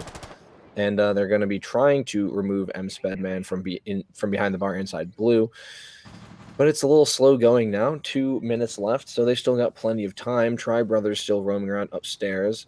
Bub looking through the drone hole to see if he can spot M Spedman's feet. And if he pulls back a little bit, he might be able to. The flash is going to go through the drone hole there. Are they going to push? M Spedman's going to run out as Tri Brothers is going to pick up Schulte. Great pick for him, taking out the Zofia. And he's going to continue his roam. Now, a health and man advantage soundly in favor of Central Florida. Things are looking good here for them on round 3. They're definitely looking good, but they have still a huge mountain to climb if they want to execute this defense here. They can get 2 defensive round wins in a row. That will be looking very good for them, and they will most likely be in a better position to win the rest of this match. Plathematic's going to find himself upstairs inside a billiards room, rotating towards it looks like base, maybe trying to use a little bit of that intel to try and flank here onto office and security side. Eero does have that Yana Prisma hologram still in her possession, but Plathematic's going to find himself on cool vibes, looking to cut off that rotate through blue bar. The position that he is in is probably one of the better ones he can be in, but he's going to relinquish it as Yarm is going to find himself inside of Sunrise. And again, 50 seconds on the clock. It's just going to come down to the execute from the attackers. If they can capitalize on the intel they have and the final execute onto site, it could prove to be very beneficial to the rest of the way that this competition plays out. A bomb has been located. Yeah, now 30 seconds left. 4v5 for the attackers. Iroh has also lost himself a little bit of health. Maestro still alive with his cameras and M Spedman there to back him up. So things not looking too great for the attackers. Plathematics takes out Yarm. Iroh has been downed. Jazz is just going to hop right on into sight. A very ballsy play, not going to pay off as Nuclear Drifting takes him out. Bub will take out Nuclear Drifting in return. Sees another one in the rotate holes. He takes out Beiji, but Spedman takes out Bub, and Plathematics will get Iroh as he bleeds out. And that's going to be the end of that. Central Florida wins another round on defense. And really, it's just come down to the failed execution from the attackers. Texas State cannot just push into sight. They get those opening frags, or they get that opening fragged, and they just can't recover from it, or they can't capitalize on it. And that's something you got to keep in mind, especially in a map like Coastline. You have to get that opening frag. You have to get that vertical pressure. Texas State is not doing that, and they are giving themselves a huge disadvantage. Eero, he has to capitalize on that Yana play. Use that hologram. Use that intel. If you don't use your gadget, what is the point of playing Yana? Yeah, you really got to gather more info, and I've seen Iroh die a couple times to people that are like behind him that he could have droned out. Sometimes inconsequential, sometimes consequential, like Nuclear Drifting on Cool Vibe Stairs 2 rounds ago. Iroh droned out that entire area with the Iana drone except for Cool Vibe Stairs, and that's just exactly where Nuclear Drifting happened to be. As Iroh tried to push into sight, got his head taken right off. So there's just some things here on the attack that need to be ironed out. So maybe, interestingly, for both of these teams, since their defense have been stronger, we'll see a defense-sided coastline for both teams. I mean, it's very possible. It's not out of the equation. It's just going to come down to how well teams execute. And at the end of the day, if you can execute well on defense and your attack isn't very strong, if you can win all of your defenses, you're putting yourself in a better position, especially on a map that is inherently attacker-sided. So again, it remains to be seen, but so far, from what I'm seeing between these two teams, it's just come down to who can actually just win their gunfights, who can put themselves in a better position, who can capitalize on the miscues of the other team, and that's ultimately what's going to make or break either of these teams. Bub's going to be outside of Aqua Balk, and Trial Brothers will be inside of Hookah. Plathematics will be also joined with him there, and again, the bomb site will be Blue Bar and Sunrise. Not opting for that Hookah and Billiards defense, considering last time it didn't pay off well for them. So the Sunrise and Blue Bar is probably one of the more staple sites, and it's a little bit stronger than Penthouse in terms of how well you can just kind of hold it. But Castle is going to be upstairs in Billiards and Aqua. Not Aqua, excuse me. It'll be Hookah, where you're just going to have to watch out for those holes in the wall. And Tri Brothers knows he's there, sees the head of the buck, but can't capitalize on the shot. Nuke will find Jazz, and that is a huge pick. But refragged is Schultze will find that opening frag back. Now a 4v4 as we hit a minute 35. Bub will find one on to try, and Plathematics will fall as well to Schultze. A double kill for Schultze now as it's a 2v4 as Spedman and Beiji, the last two defenders against 4 of Texas State. Yeah, a great play there by Bub and Schultze. Schultze, you know, you can see because of the outline that Plathematics was very close to being seen, and Schultze just takes one more tiny step forward, and all of a sudden, Plathematics head comes into view, and that's the end of Plathematics, as Schultze just wins those gunfights. But they have a lot of time, but the illusion of time is making them stall out. Now, just under a minute.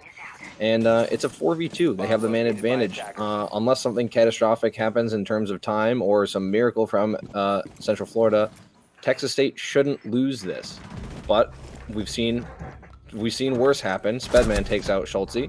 Bub will take out Beiji, and now it's all on Spedman, who's on the other side of the map. However, Yarm just dropped in that hallway with the diffuser, so he's going to have to make his way to site without getting spotted out by Spedman. There's less than 30 seconds left. You kind of want the diffuser to be planted in terms of insurance, and that's exactly what Yarm is going to be doing, but he's only halfway done, and Spedman's a lot closer to site than he was before, and Yarm is right there. Luckily, Iro is watching the angle, and Texas State's going to win that round as Iro takes off Spedman's head. There you go. It's getting close to even. Again, they're just exchanging round after round, and it's really just been the story of this game. Neither team can really just establish that indefinite lead. It's just been back and forth, back and forth, back and forth. Between these two maps, they even exchanged maps. 1-1 Villa and then 1-1 Clubhouse. So it could come down to the very wire between these two teams, and they're so equally matched, so equally skilled. It's going to come down to X factors and who can make the better, ballsier, or crazier play, or the more passive play, or play smarter. I honestly couldn't tell you. There's just too much going on. And ultimately, you just got to watch the game and just see what happens and try and adapt from your miscues and capitalize on the enemy's errors. Yeah, it's just as you would expect from Coastline, just back and forth. And if the other previous maps are anything to go off of, this is going to be a long night. So if you are still here in chat, which I hope everybody is, buckle in, because this is probably going to be going the full distance, unless one of these teams somehow sputters out halfway through. But it doesn't look like that's been happening to either team, so we're in for it. Those best of threes can get the best of a lot of people, and it just comes down to endurance. And you'll see a lot of people who are not experienced in the competitive or these really long siege sessions just start to falter, and you can tell people's aim starts to get a little bit wonky.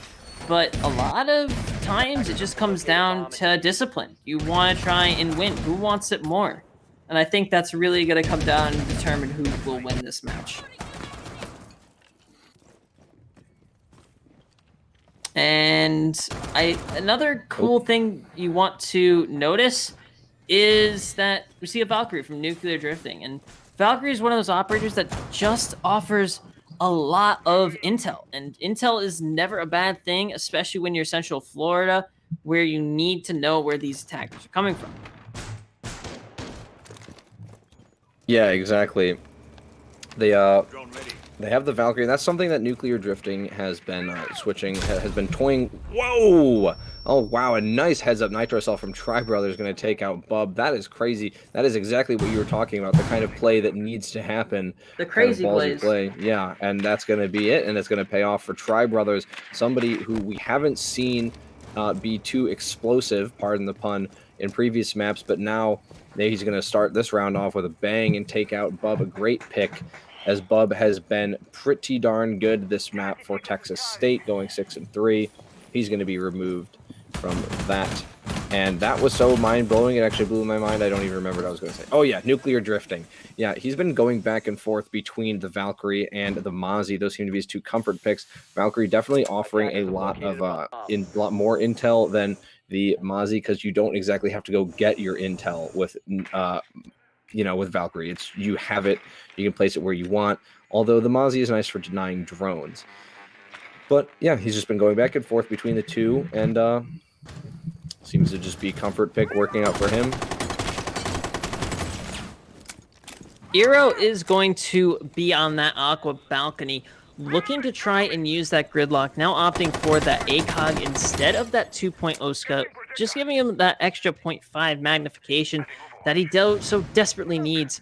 Schultze trying to clear out this roamer of the Mew inside a Hall of Fame. He's going to swing with the SMG-11, but Schultze is going to let him up quite a bit, looking to try and finish it off. Has the lifeline in hand. Swinging around, will find one onto Hall of Fame. The Mew now spraying through the wall, but the drop shot does not land. Dry Brothers will fall. Schultze is credited with that kill. Nuclear Drifting looking to rotate through the bottom of Cool Vibes back up to site. So now it's a 4v4 with under 30 seconds left. He's going to come down to the execution. Spedman is going to find himself near the default plant, looking to try and stop this plant. He's going to swing. He'll find one. It'll be Eero dead, but Spedman's there on the refrag for Schultze. Will find him. Ace is down, though. Maestro Cam in hand. He'll have to down one. Jazz will fall to Beiji on that Maestro Cam. Yarm kills as well, but ultimately Plathematics finds Schultze, shuts it down, and that will be the round going to the defenders. Again, trading out round after round, 3-2 split. Not looking all that terrible for Central Florida, putting themselves in a position to get that 4-2 split, as now they're going to go back to kitchen and service. And if you're Texas State, you're looking for that vertical play, and especially with a buck and a sledge on the board still, you could definitely do that. I've seen a lot of teams actually ban buck and sledge sometimes because they offer so much vertical pressure on a map like Coastline, and if you can get that vertical pressure, it just works out well for you. Exactly. Yeah, you can see Iroh definitely, I mean, he's been, luckily for him, he's been the one using the 6-pick all the time, so he'll be 6-picking off of that Nook that he definitely meant to choose, and will be choosing Iana instead, as now UCF will be going to kitchen service.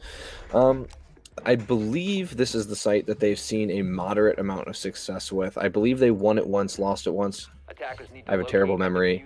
But yeah, they're going to it again, as they did win Aviator. Oh my god, it's been a long night. Please just take over for me right now. I just said that out loud. No worries, it's going to be a kitchen and service defense here for Central Florida. Plathematics is doing a really good job at being the fragger on Jaeger. Jaeger, one of those operators that can just offer a lot to your team. The ADSs do bring quite a bit of utility, and in a utility soak meta paired with a Wamai, he can be absolutely deadly. And this is exactly what you're seeing between Plathematics and Nuclear Drifting, the duo of the Jaeger and the Wamai, just proving to be very effective on this defense. So Plathematics, though, he's doing that fragging role as well, playing his strengths with that AR. No fear in his eyes.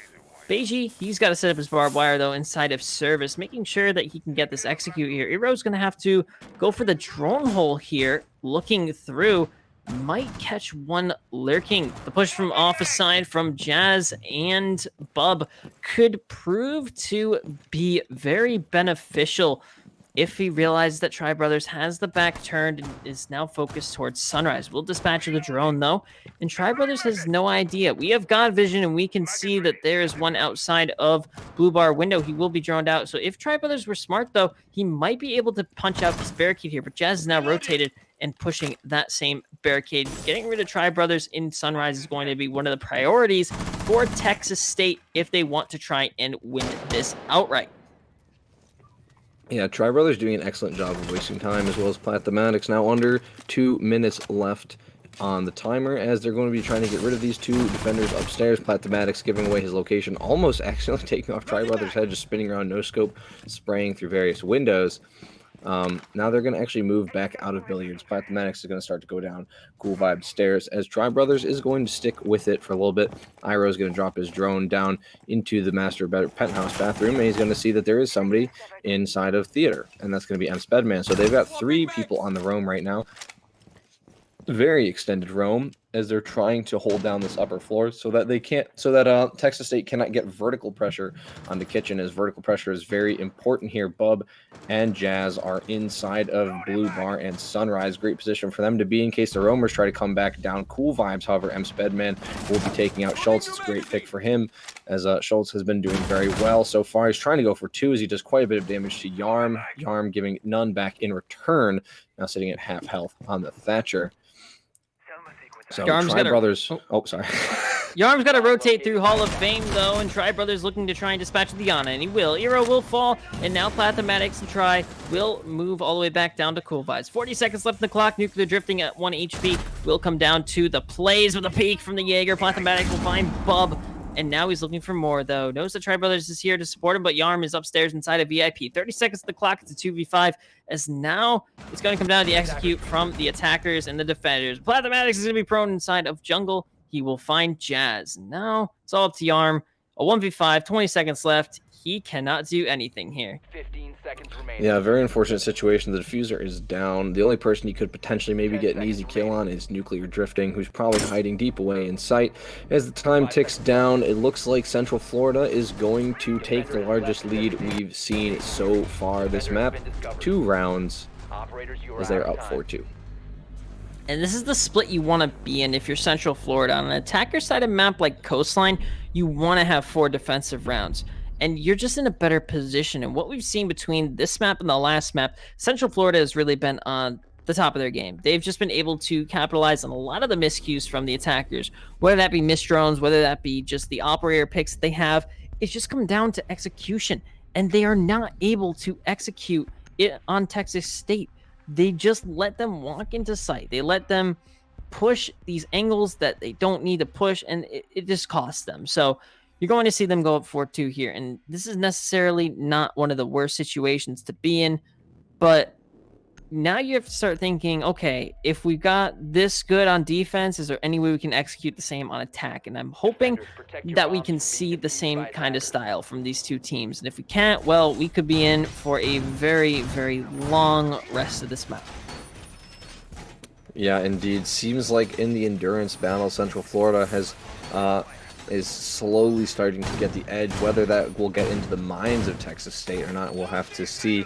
But we know from the past 2 maps that Texas State has, both Texas State and Central Florida have been better on defense than attack. And even though this is Coastline, due to these teams' play styles, it could be the case that maybe Texas State will be better on the defense here as well, and we'll start to bring it back. I guess we'll have to see, because Central Florida as well as Texas State, not to post blame on Central Florida and Texas State both have, like we said many times this match, very similar problems with their attacking strategies, and that could prove fatal to Central Florida here, despite having the lead of 2 rounds at the half. Yeah, and that's going to prove to be a huge challenge to overcome. The Ying pick here from Nuclear Drifting could prove to be very beneficial, though. Still looking at the ground, making sure he picked up his drone, and he will grab it. Now doing a repel here, looking to push inside of VIP. Again, all of these players looking to do their own solo kind of push. And this is something you more see from teams who are more confident in the gunplay and gun skill that they have. They take the gun engagements they need to, but they put themselves in the best situation to capitalize on it. Tri Brothers looking to push in through Penthouse Hatch, and it's basically your standard take, as now we're going to see 3 people drop in, knows that the site is clear, and will push all the way in through. looking to try and open the hatch here, offer a little bit of a fallback in case they need to. Schultz is going to find himself all the way downstairs in blue bar, looking to try and stop this push from Central Florida, which has been rather fast-paced, actually, considering all of the facts. They have the gridlocks in place and the track stingers in position, but the execute here could be very, very quick, as Beiji is going to get open this wall here. And this is something we have not seen from Central Florida, and I'm surprised it took them this long to pull it out. Plathematics is going to find Bub, though. That will be one of the defenders off the board. It looks like they're almost ready to put the nail in the coffin, per se, considering they've already brought out all of the necessary parts they need to. Deployable shield will be detonated and Eero will take quite a bit of damage, looking to try and stop any kind of push here from the attackers. But this is something we have not seen. The opening frag from the attacking side, and Central Florida on an absolute tear, already having a ton of map control inside of VIP. It comes down to the last second execute. They will be in the best position to do so. Yeah, I noticed at the beginning, the attack from Central Florida way faster than it was the first two maps. It looks like their attack is actually heating up compared to prior maps. And Bub, yeah, getting taken out. Jazz and Iroh taking a decent amount of damage from that Ash. Tri Brothers, and just as I say, Tri Brothers going to pick up Schultzy, one of the full health operators. That just leaves Yarm at full health, and Iroh and Jazz still quite injured now, fighting a 3v5 situation as the defense. Yarm will pick up Tri Brothers as Iroh gets smoked by his own teammate, but will push away and pre-fire through the wall. Yarm will take a little bit of damage. M Spedman cleans up Jazz and Iroh. Now Yarm will pick up Beiji, but he's being pushed from behind, and that's going to be M Spedman cleaning up with the pistol on Yarm. And Central Florida is going to win round 7 as Central Florida starts to run away with it. And this is something that we haven't seen at all between any of these games. This is a 3-round lead. We have not seen a 3-round lead at all between these two matches. And it's just been absolutely phenomenal execution from Central Florida. I mean, you look at the adaptations they've made, the operator picks they're bringing, the aggression, the absolute aggression. And this is something we did not see on any of the other maps. They are not afraid to play aggressive. And I don't know if that's because they have the lead now and they're not afraid to take chances. But in the certain situations they've been put in, they've been playing absolutely beautiful, and they are absolutely in the best power position to win the rest of this game and close it out here. That being said, Texas State is not done yet. They have another hookah billiards defense in their playbook, and they are looking to try and execute on it one last time. See if they can get this round. If they lose this round, most likely it will be Central Florida winning it here and moving on in the rest of the bracket.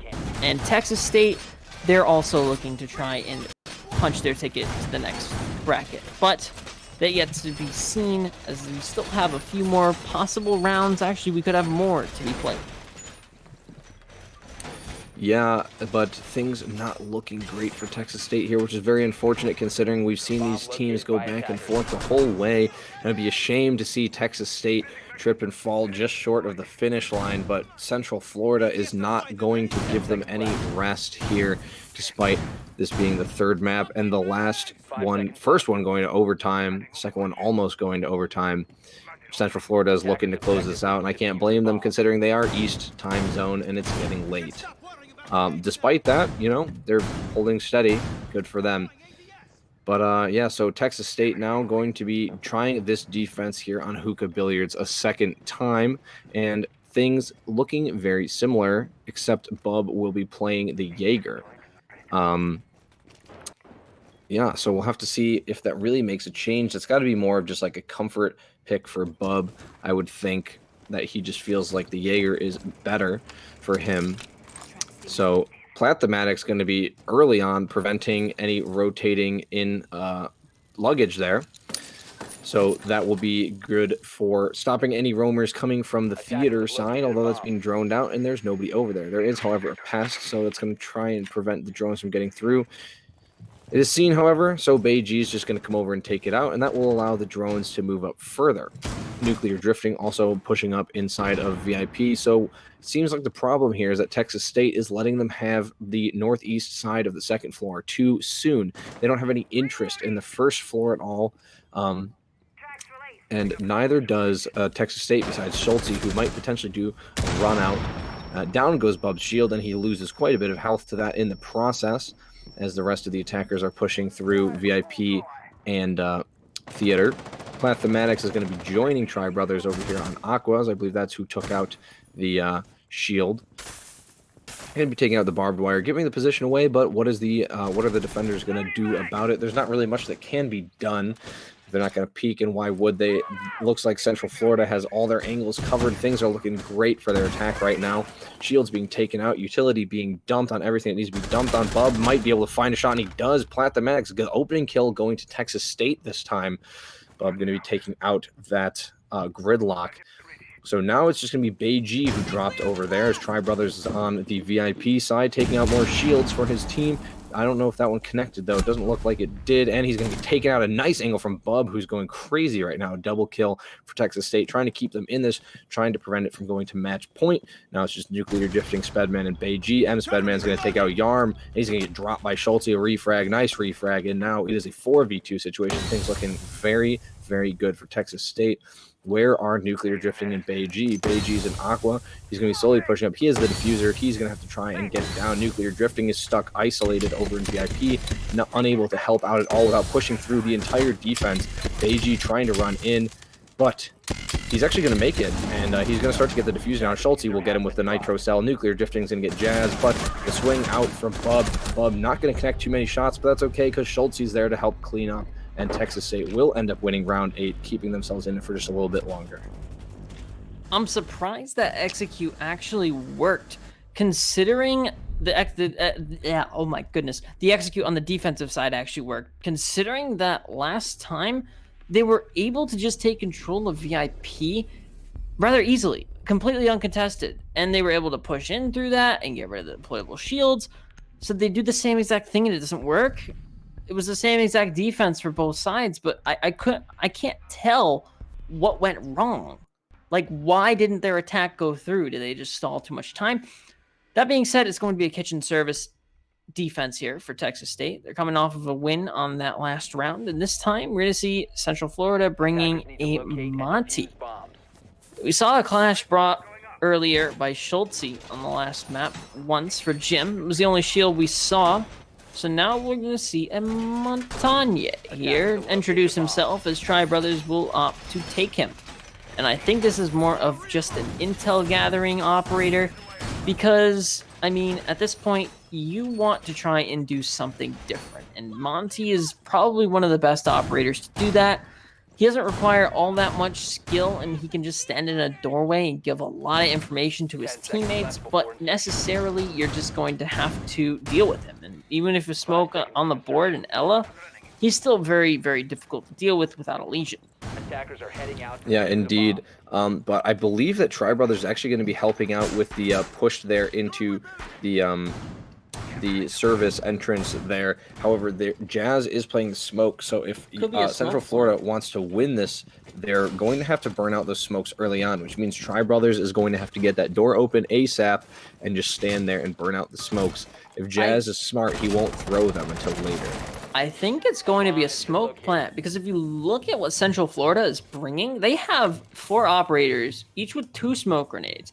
That's 8 smoke grenades, and if you throw them correctly, regardless if the ADS intercepts them, you throw enough of them with the Candelas, I mean, you could clearly just smoke off service and go for a plant. I think that's what they're going to do. Yeah, I would bet, but it's just all going to hinge on whether or not Jazz can use his smokes efficiently or not, I believe. Yeah, and you're just going to have to be really careful considering all of the different factors, because Monty is so good at holding long angles and helping his teammates get as much intel as possible, but those smoke grenades also provide a lot of concealing. I mean, like, you don't need to necessarily smoke off a lot of areas for it to be effective, but the Monty of Tri Brothers, he's just going to push all the way up here to the deployable shield, and that's not necessarily the worst decision. Bub's going to find one on the Plathematics, though, and that's a huge pick as he's trying to take more. It looks like he's going to take a gunfight, but no, Spedman will find Bub. 4v4 situation, and he's looking to try and close out this one. Spedman will find another one, a second onto Schulte, but Yarm is going to be taking quite a little bit of damage. Candelas are going to start to be detonated here, trying to burn out the ADSs, and here comes the smoke plant execute that I expected. Yeah, Nuclear Drifting just now is going to take out Iroh. Tri Brothers is all the way up in here behind the shield, and it looks like Yarm is pretty trapped, throwing discs at him helplessly, constantly pinged with that number 3. Nuclear Drifting is going to come in and clear up, but Spedman's going to get him from above. Nuclear Drifting getting the diffuser down. It's all on Jazz with the smoke. Not going to be able to do much to the Monty, as the Monty is just going to walk backwards, and he's effectively trapped now, as the Monty is just going to keep walking back and forth, blocking any potential hole he could use to get onto the site. And with 2 other attackers to help out, and Jazz with only 1 smoke grenade left, I unfortunately think that this round is not going the way of Jazz. Yeah, he's going to throw a Toxic Babe out, but it's going to be Nuclear Drifting finishing off here. Central Florida hit match point here on Coastline. They only need to win 1 more. With an attack as successful as that, it could be an easy win and closeout here for them. Yeah, you have to remember that Central Florida has achieved match point first all 3 maps so far. They've only won it, though, once, as they did lose Villa to Texas State, but they did end up winning Clubhouse very closely, though. Texas State was coming back. Texas State, so far this series, seems like a come-from-behind team, but the deficit that they have to come back from just keeps getting worse and worse with each map. It was 5 before on Villa, now, and then it was 4 on Clubhouse. Now it's 3 on Coastline, so it's not looking too good. They're gonna have to win 3 straight this time. And it's going back to the same site again. However, they did not, by they I mean Central Florida, did not bring the Monty again. They're going to actually have Thematics playing the Fuse with the AK and the secondary hard breaching gadget. Not sure what the secondary hard breaching gadget is for, or why they don't have the Monty again, but yeah, I just really don't know what that's for. I almost think that the hard breaching charge here was almost an accident. Yarm's going to take a little bit of damage from his teammate. Schultz is going to knock him under half HP. Uh-oh. It's not a good start for Texas State. But I think the idea that hard breaching charge here on Fuse, I almost think it was a mistake. I think that he chose the Fuse for the smoke grenades, but he kind of forgot that Fuse lost to smoke grenades in favor of a hard breaching charge in the latest patch. So now he's got a hard breaching charge on a site that doesn't need a hard breacher. Yeah, well, we'll just have to see how it works out. Very unfortunate that Yarm had to lose about half his health.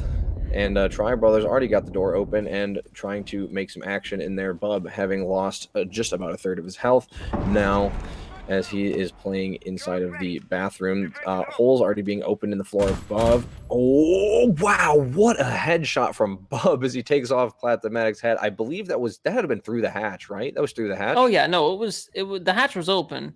So he shot him through the floor. That's one of my favorite angles. I use that all the time in ranked. It's so unexpected, and it's hard to see, especially with the way the floor is. So, huge pick on the Thematics. And now you don't have to worry about the Fuse, and you have an effective 5v4. That's the opening frag that Texas State needed, but a beautiful shot, an angle from Bub. That just gives you a huge advantage. Bedman is going to be trying to drone out Office here, looking to get as much intel as possible and execute on the kitchen here.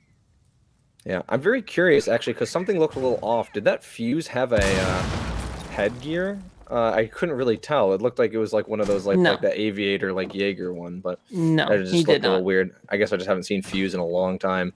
I didn't see his head at all. I honestly just saw a red outline, and then Thematics got ended by the Ella. So, that's what I saw. Anyway, we're going to see Texas State take control of main lobby, looking to try and capitalize onto the down player of Nuclear Drift, but it's going to be a swing from Schultz. Will find him, and Beiji will fall as well. Spedman does get the refrag on to Bob, and Schultz will fall as well. So already starting to strike back in a 2v3 situation.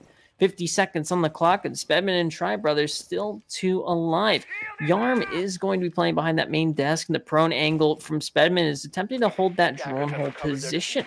Droning out main lobby will be Tri Brothers, looking to get rid of that Wamai, but Spedman's going to be rotating all the way back by Service, looking to try and go for the main lobby, execute with his teammate. And again, we talk about the last second executes from the attackers, and they're just not paying off. But this time, we could be in for a different treat. Spedman's going to find Yarm, and now it's 2v2. Eero and Jazz, the last two members on site, the SAS brothers. 15 seconds left. Toxic Babes are coming out from Jazz, and he's looking with the SMG-11 behind the deployable shield.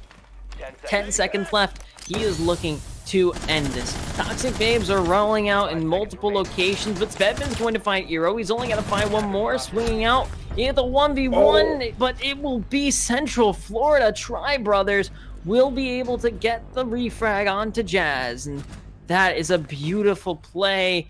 Central Florida will win it out here. Took them 3 maps, but they finally did it. What a game, what a series, and you gotta hand it to Central Florida. They did an absolutely phenomenal job here on Coastline, really sticking it to Texas State, and they will move on in the upper bracket. Spedman coming up absolutely huge here on this last map, and wow, what a series.